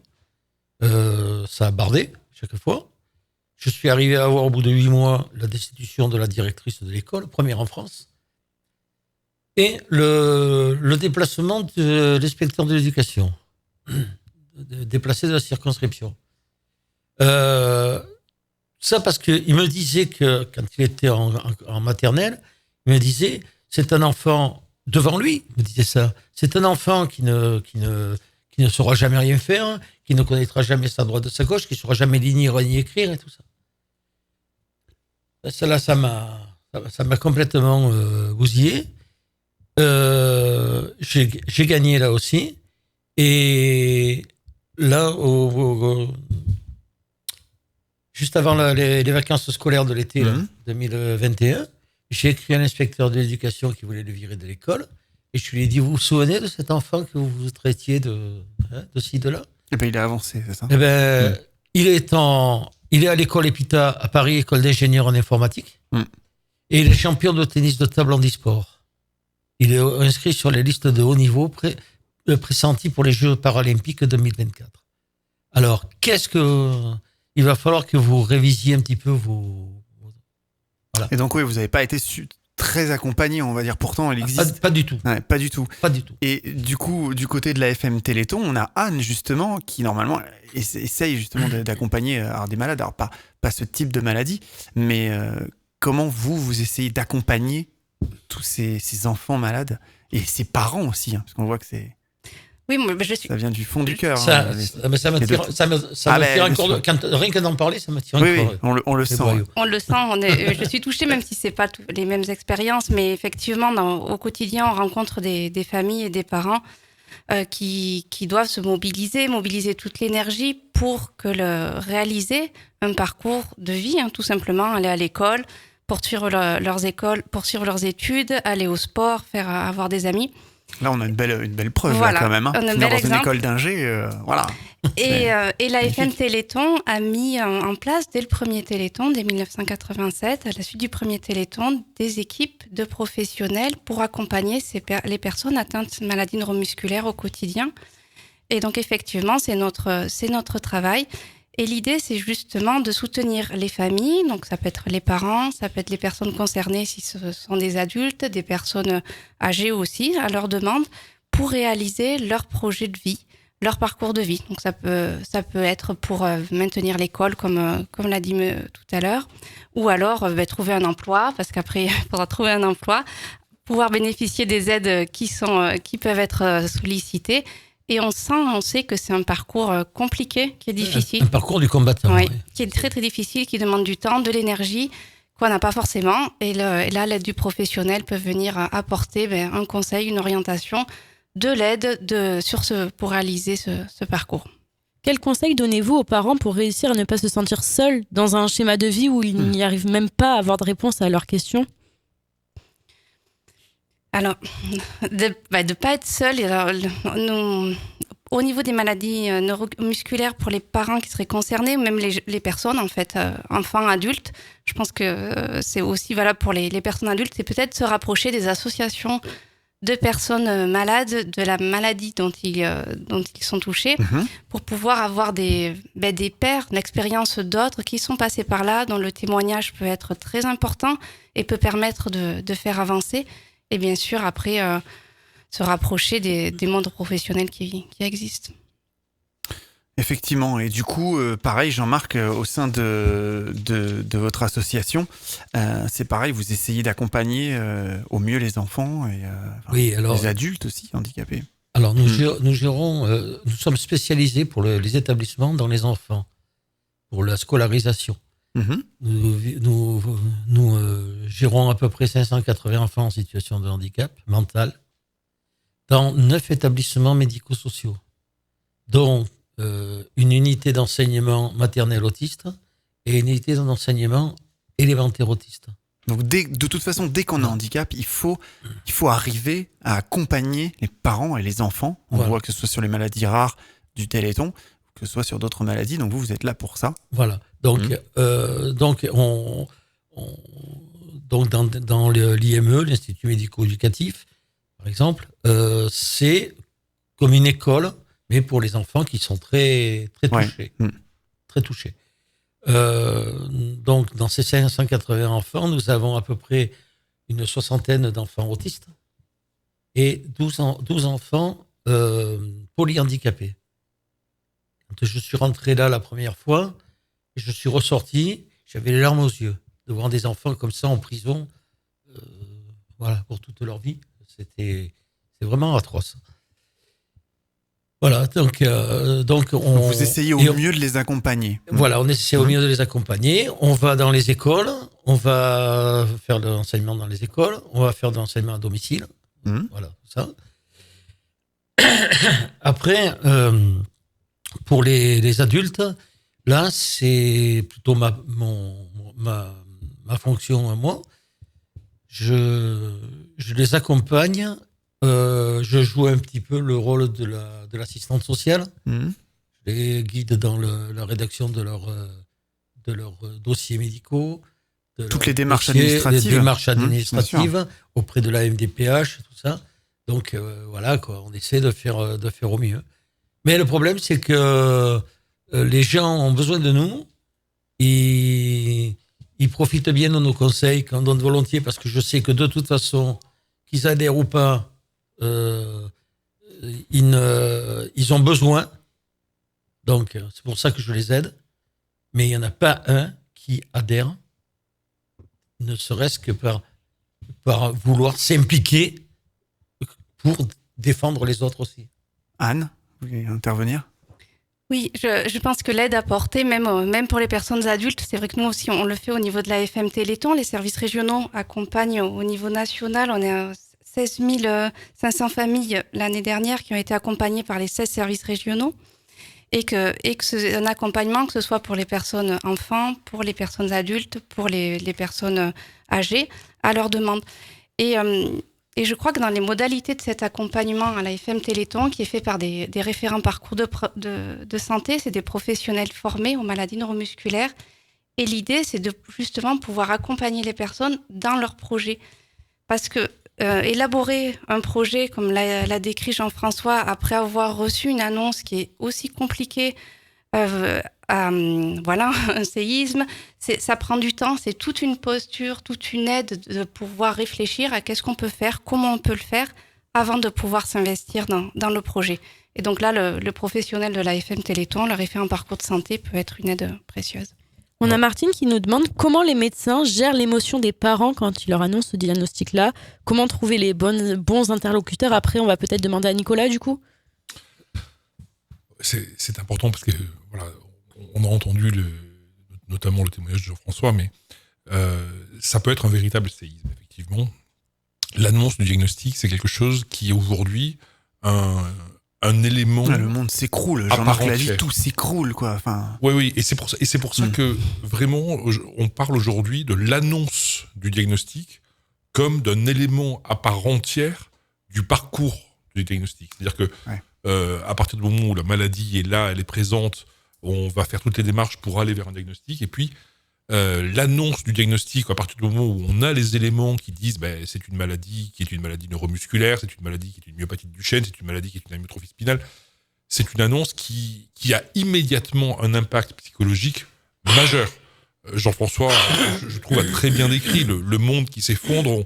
On se projette quand on a un enfant sur une vie avec un enfant avec lequel on va faire des tas de choses, sur le plan physique en tout cas, et tout d'un coup, on se dit, enfin les parents se disent, tout ça ne va pas être possible. Donc la manière d'annoncer le diagnostic aujourd'hui, c'est vraiment une prise en charge très particulière qui ne se fait pas que par un généticien.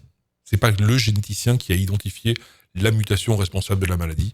On est aujourd'hui extrêmement entouré par d'autres praticiens, d'autres spécialités.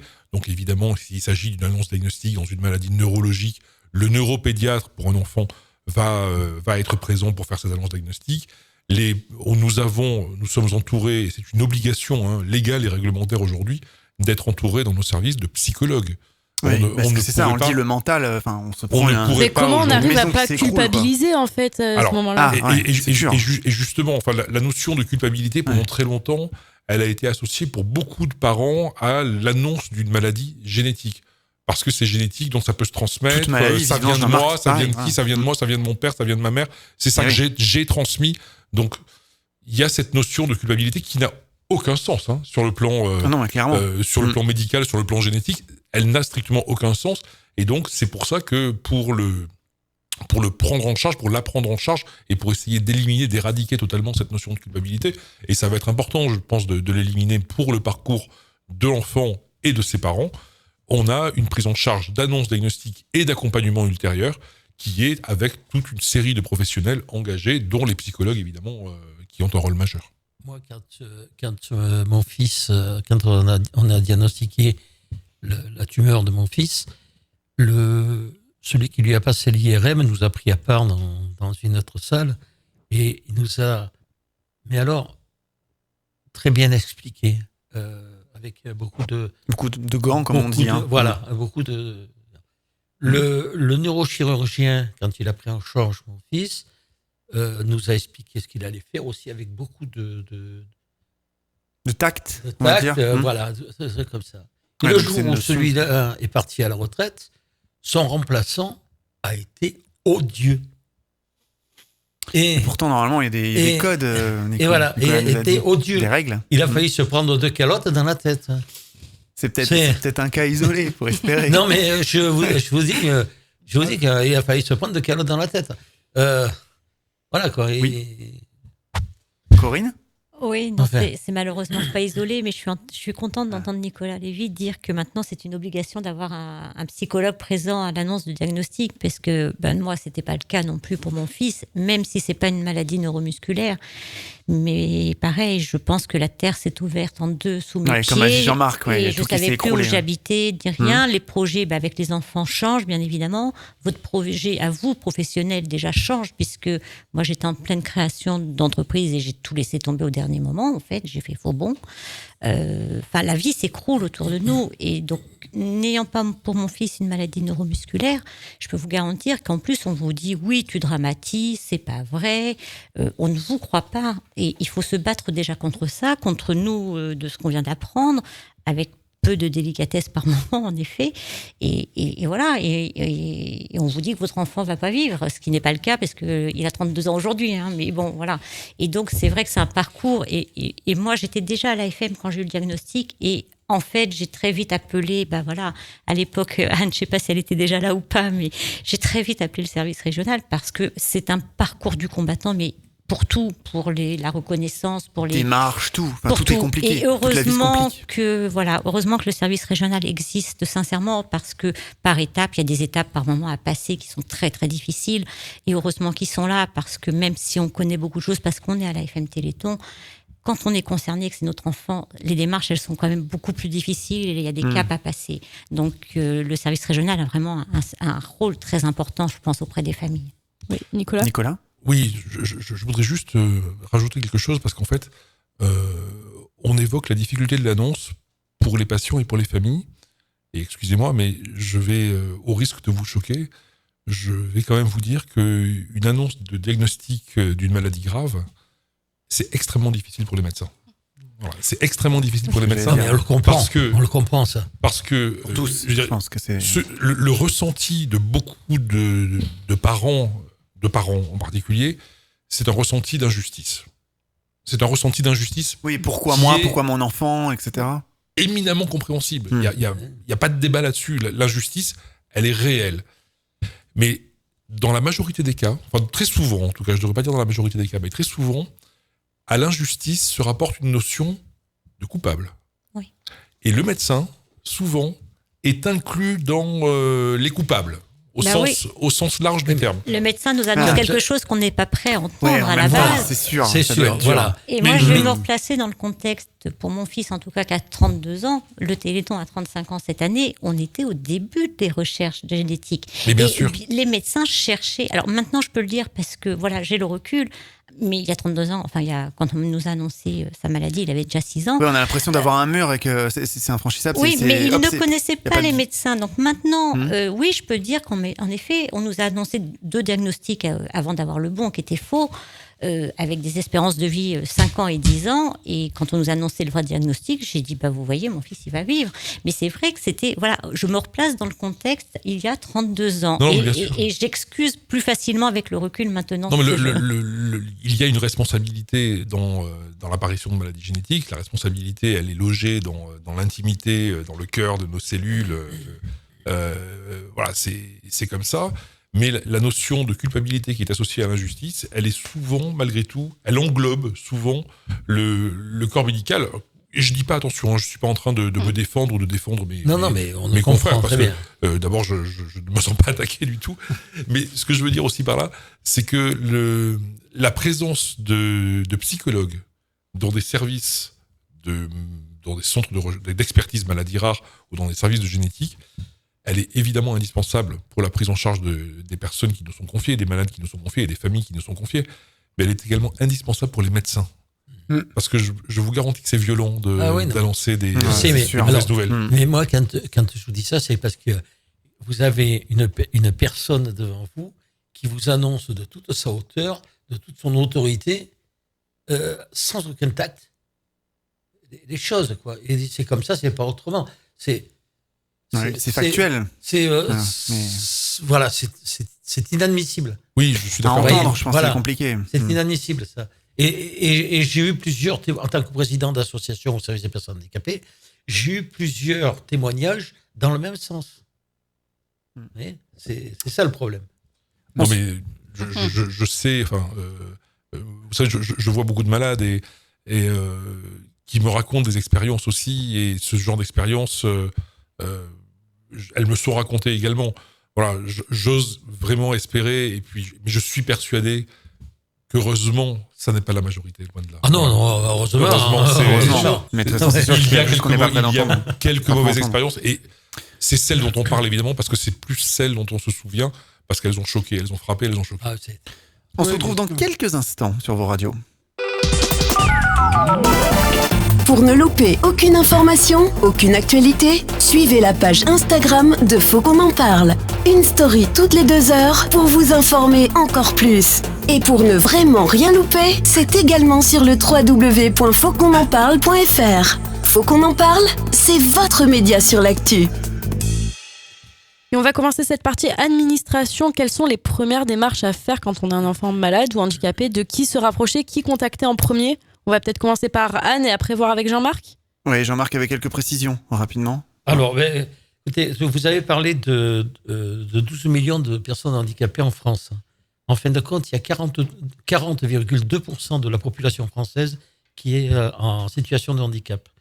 Quel type de handicap? Alors, 40%, c'est énorme, c'est bien plus que 12 millions. Ça fait 26 millions. Un peu plus de 26 millions de personnes. Ça va du petit doigt de la première phalange coupée à ce qui est de plus grave. Handicap très lourd. Voilà, un handicap très lourd. Donc, voilà, c'est très... alors, il y a différentes catégories. Il y a les moins de 50%, 30 à 50%, 50 à 80, et puis après, les plus de 80%. Les malades au Téléthon, c'est combien de pourcents leur handicap? C'est considéré comme des handicaps très très lourds, je suppose. Tout est variable, c'est variable en fait, ça dépend. Vous avez tendance à se dire que c'est des handicaps très lourds, mais... En fait, les maladies neuromusculaires, comme on disait tout à l'heure, elles sont très très différentes. Il y en a un peu plus de 300. Et ces maladies peuvent engendrer une situation de handicap qui peut être variable. C'est la Maison départementale des personnes handicapées. La MDPH, c'est ça? La MDPH, qui est l'organisme compétent pour déterminer un taux d'incapacité.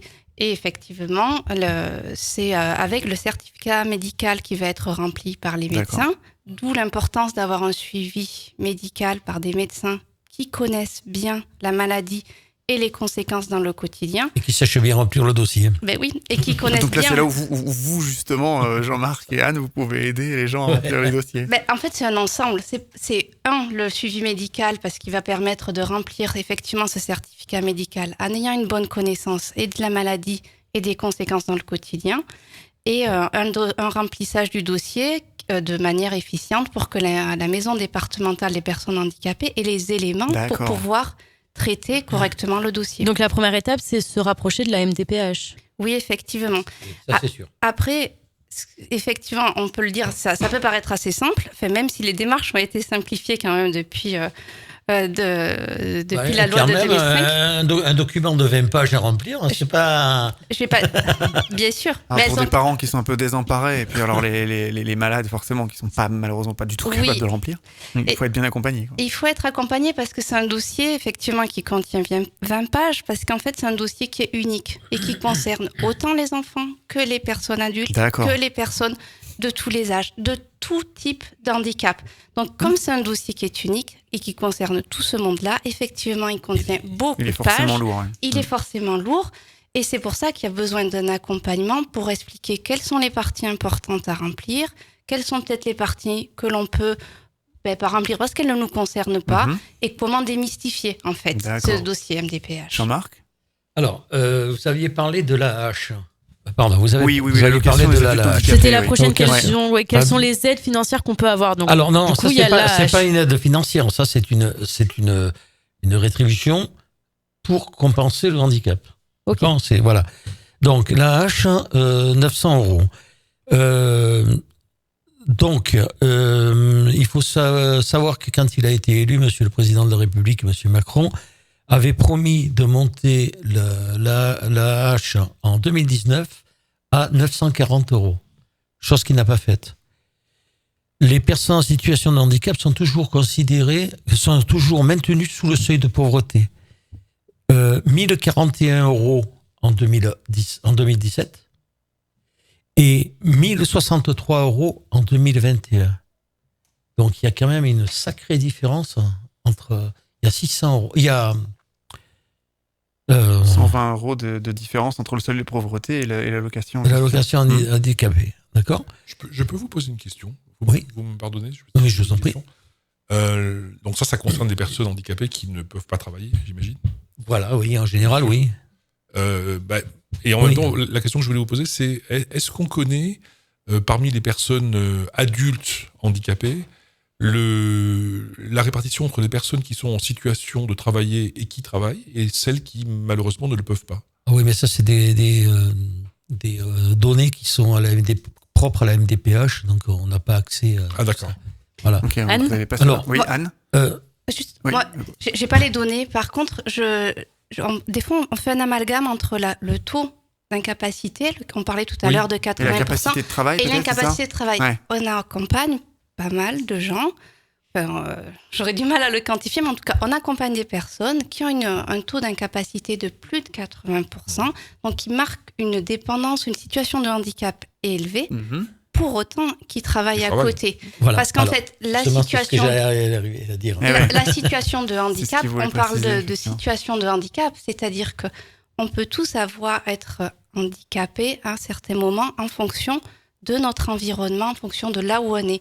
C'est pour ça qu'on parle de situation de handicap. Et même quelqu'un qui va être en fauteuil roulant électrique, c'est vrai que dans les maladies que l'on accompagne, les personnes peuvent avoir une dépendance qui est assez importante et être en fauteuil roulant électrique, peuvent très bien avoir, pour certains, un travail qui va être dans un environnement adapté. Ça dépend vraiment du handicap. Et oui, voilà. Tout très bien avoir un travail. Mais il faut savoir une chose, c'est que l'AH est dégraissé d'autant de ce qui touche au travail. D'accord. Voilà. Donc, il y en a qui travaillent et qui ne touchent plus la hache.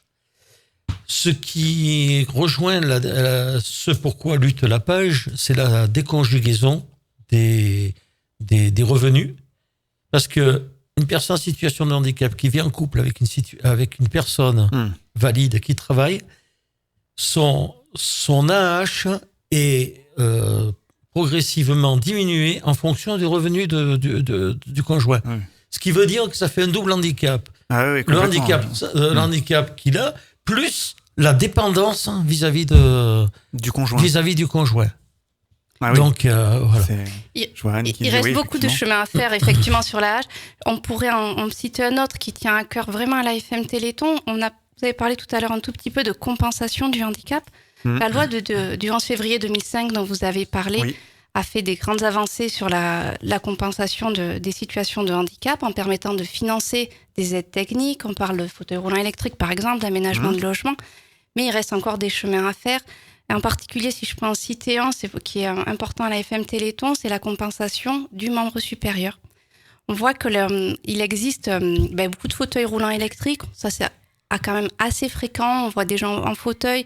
On peut les avoir des financements et avoir accès à ce type de matériel.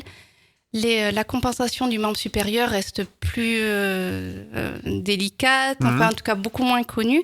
Et c'est un des enjeux aussi de l'association de venir mettre à disposition. Beaucoup de travail sur tout ça. Une question pour Jean-Marc. Combien ça coûte en moyenne d'avoir un enfant handicapé ? Ça coûte la même chose qu'un enfant... valide. Sauf qu'il y en a pour 3000 balles de fauteuil roulant. Il y en a pour, il y a forcément plus de frais. Voilà, il y a forcément plus de frais. Il y a les coussins anti-escar, il y a tous ces trucs-là. Bon, bien sûr, il y a des choses qui sont remboursées par la sécurité sociale, mais un fauteuil roulant de 3000 €, vous payez quand même la moitié, quoi, 1500 €. Il y a encore beaucoup de chemin à faire sur ça. Ouais. Alors, en 2019, vous disiez qu'il y avait 361 000 élèves scolarisés, donc 87% à temps partiel. Alors, à temps plein, pardon. Oui. Il faut savoir que dans ces 87% à temps plein, il y a certains qui ont, il y en a beaucoup même, qui n'ont que quelques heures d'AVS, entre 7 oui, donc ça, c'est les auxiliaires de vie scolaire, c'est ça ? Les auxiliaires de vie scolaire. Entre 7 et 12 heures. Donc, le reste du temps, pour ne pas prendre de responsabilité, les enfants sont virés de l'école. Donc, ils ne sont pas pris en charge à 100%, à temps plein. Oui. Donc, il y a vraiment encore du chemin. Voilà. Anne, vous le constatez, ça vous arrive ? Sur des enfants qui peuvent être handicapés, enfin, qui peuvent être scolarisés. Voilà. Oui, en fait, il y a plusieurs niveaux de complexité. Il y a d'abord pouvoir faire une demande à la maison départementale des personnes en situation de handicap qui va déterminer un nombre d'heures d'AESH, donc de la personne qui va venir aider l'enfant en situation de handicap. Et ensuite, une fois qu'il y a ce nombre d'heures, il va falloir le mettre en place et donc qu'il y ait une personne qui soit recrutée pour ça au niveau de l'école. Et on voit que c'est un parcours qui est compliqué que ce soit dans la longueur, parce qu'il faut beaucoup de temps pour pouvoir le mettre en place, et aussi dans la mise en œuvre. Après, avec des variations entre les villes, les départements, il y a des avancées quand même, mais il reste du chemin à faire. Oui, et Jean-Marc, vous parliez de 87% de personnes en situation de handicap qui ont des difficultés à se déplacer. Ouais. Alors, nous dans les deux côtés des infrastructures, aujourd'hui, voilà, les infrastructures nous luttons pour que les personnes handicapées, si elles le veulent, habitent chez elles.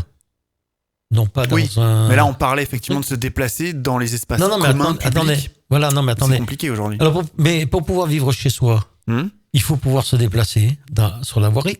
Oui, tout à fait. Il faut pouvoir se déplacer sur les transports en commun. Les voiries qui sont très souvent inadaptées. Les transports en commun qui sont aussi très souvent inadaptés. D'accord ? Alors il y a des efforts qui sont faits, mais on est loin effectivement de... Les accès de certains magasins où il y a une marche. Donc, et il n'y a pas de pente d'accès, de prévu. Enfin voilà quoi, c'est.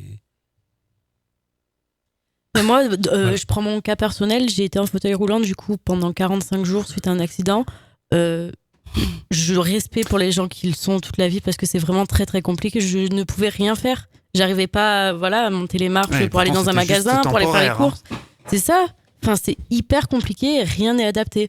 Vraiment. Il y a aussi l'éducation des citoyens, tout simplement. Les places handicapées prises par des personnes parce que j'en ai pour 2 minutes. Alors, ça va mieux de mieux en mieux quand même. On arrive maintenant à voir des libres. Suivant les communes. Ouais. Mais voilà, il y a aussi tout ça. Il y a encore un grand chemin, je pense, à faire. À Toulon, suivant les quartiers. Ouais, mais c'est partout en France. Mais c'est mieux quand même qu'il y a quelques années. Oui. Après, le concept d'accessibilité universelle qui serait d'être porté, en fait, que toute personne, que ce soit des parents en fauteuil roulant, avec des poussettes, que des gens qui ont des caddies, les personnes en fauteuil puissent circuler librement dans toute la société, bien sûr. Effectivement. Oui, on avait Enzo du coup qui avait réagi sur le même sujet en trouvant ça scandaleux, la taille des trottoirs, pas du tout adaptée aux fauteuils roulants. C'est un exemple parmi tant d'autres. Il nous dit aujourd'hui en France, toutes les infrastructures ne sont pas adaptées, que ce soit les établissements publics. Il cite la MDPH. La MDPH est adaptée pour un fauteuil roulant ? Alors, je ne sais pas de quelle région il parle, mais oui, parce que ça serait quand même un comble que la MDPH ne soit pas adaptée. La MDPH est adaptée. Oui. Enfin, il y a quand même beaucoup de travail. Je peux le dire. Quelles seraient les pistes, justement Mais quand vous voyez des trottoirs assez larges sur lesquels, en plein milieu, ils ont planté un lampadaire... Ou des arbres. Oui, il y a des aberrations, c'est clair. Où on passe plus, ils sont obligés de descendre sur la route pour pouvoir... c'est pareil, du coup... pour les quelques minutes qui nous restent d'émission encore, côté travail, puisqu'on a dit certaines personnes handicapées cumulent et travaillent à côté, quel type de travail on peut faire concrètement, Anne, par exemple? Alors, nous, en tête, là, j'ai une personne qui est ingénieure informatique que l'on accompagne, une autre qui est enseignante, avec une aide humaine qui est enseignante en lycée, en prof de maths en lycée, avec une aide humaine qui vient l'aider, qui est très dépendante aussi. Une autre dame en fauteuil roulant électrique et qui est vendeuse dans un magasin de beauté. Voilà, il peut y avoir... Là, c'est les trois que j'ai en tête. Jean-Marc ? Mais bon, tout dépend. En fait, tous les travaux sont accessibles, mais après, tout dépend du type de handicap. Eh oui. C'est tout. Un fauteuil roulant ne pourra pas aller faire le poubellier, par exemple. C'est sûr. Voilà. C'est clair. Il y a d'autres emplois qui pourront faire. Il y a quand même pléthore de métiers possibles. Exactement. Des gens en fauteuil. Puis à savoir, et je pense que Jean-Marc et Anne l'expliqueront mieux, les patrons ont des aides, des avantages à embaucher une personne handicapée. Oui, alors là... Il y a un quota d'ailleurs, il me semble, dans les entreprises. Il y a un quota, oui, c'est des entreprises de plus de 50 personnes, je crois, si mes souvenirs sont exacts. Il y a aussi des organismes 6%. En fait, qui vont venir aider. On parle de deux choses là. On va parler des gens qui sont en situation de handicap, qui rentrent dans le monde du travail. Il y a aussi les gens, et c'est aussi le cas des personnes qu'on accompagne, qui sont dans le monde du travail et qui apprennent une maladie qui va leur provoquer une situation de handicap. Il y a aussi des organismes qui existent pour aider à essayer de maintenir la situation de travail si c'est possible ou de l'adapter. C'est pas toujours le cas, effectivement. Et donc après, il peut y avoir des aides. Il y a encore beaucoup de chemin. Et comment on gère le regard des autres dans les entreprises, dans l'école ? Peut-être l'école, c'est peut-être le plus compliqué parce que les enfants, on connaît, sont très méchants entre eux. Vos associations, votre organisme, est-ce qu'ils accompagnent les enfants sur ce point de vue mental ? Oui, bien sûr. Et on est arrivé à ce que la totalité des enfants de l'école de Draguignan, où nous avons l'unité maternelle autiste, accepte les jeunes autistes. Et ils y sont une dizaine. Et les jeunes autistes ont fait des progrès énormes dès le premier mois. Parce qu'ils vivent avec les autres en parfaite harmonie, voilà. Donc, voilà. On voit qu'il y a encore énormément de travail. En tout cas, le Téléthon 35e édition, c'est clair. Le 3 et 4 décembre. Ouais, tout à fait. Il y a encore beaucoup de chemin à faire, mais il y a beaucoup de victoires. C'était un plaisir de vous recevoir toutes et tous dans cette émission. On va refaire un petit tour de table. Merci. Pour les deux dernières minutes. Donc, nous avions l'honneur de recevoir le professeur Nicolas Lévy, qui est professeur de génétique à Aix-Marseille Université, l'INSERM, l'APHM, donc l'hôpital de Marseille. Merci d'être venu. Merci à vous. Merci. On avait Corinne Corfdir, qui est coordinatrice de l'AFM Téléthon à Aix-en-Provence. Merci beaucoup. Merci à vous. Et on se retrouve le 3 et le 4, du coup, sur tous vos stands, sur toutes vos activités. On vous attend nombreux partout en France.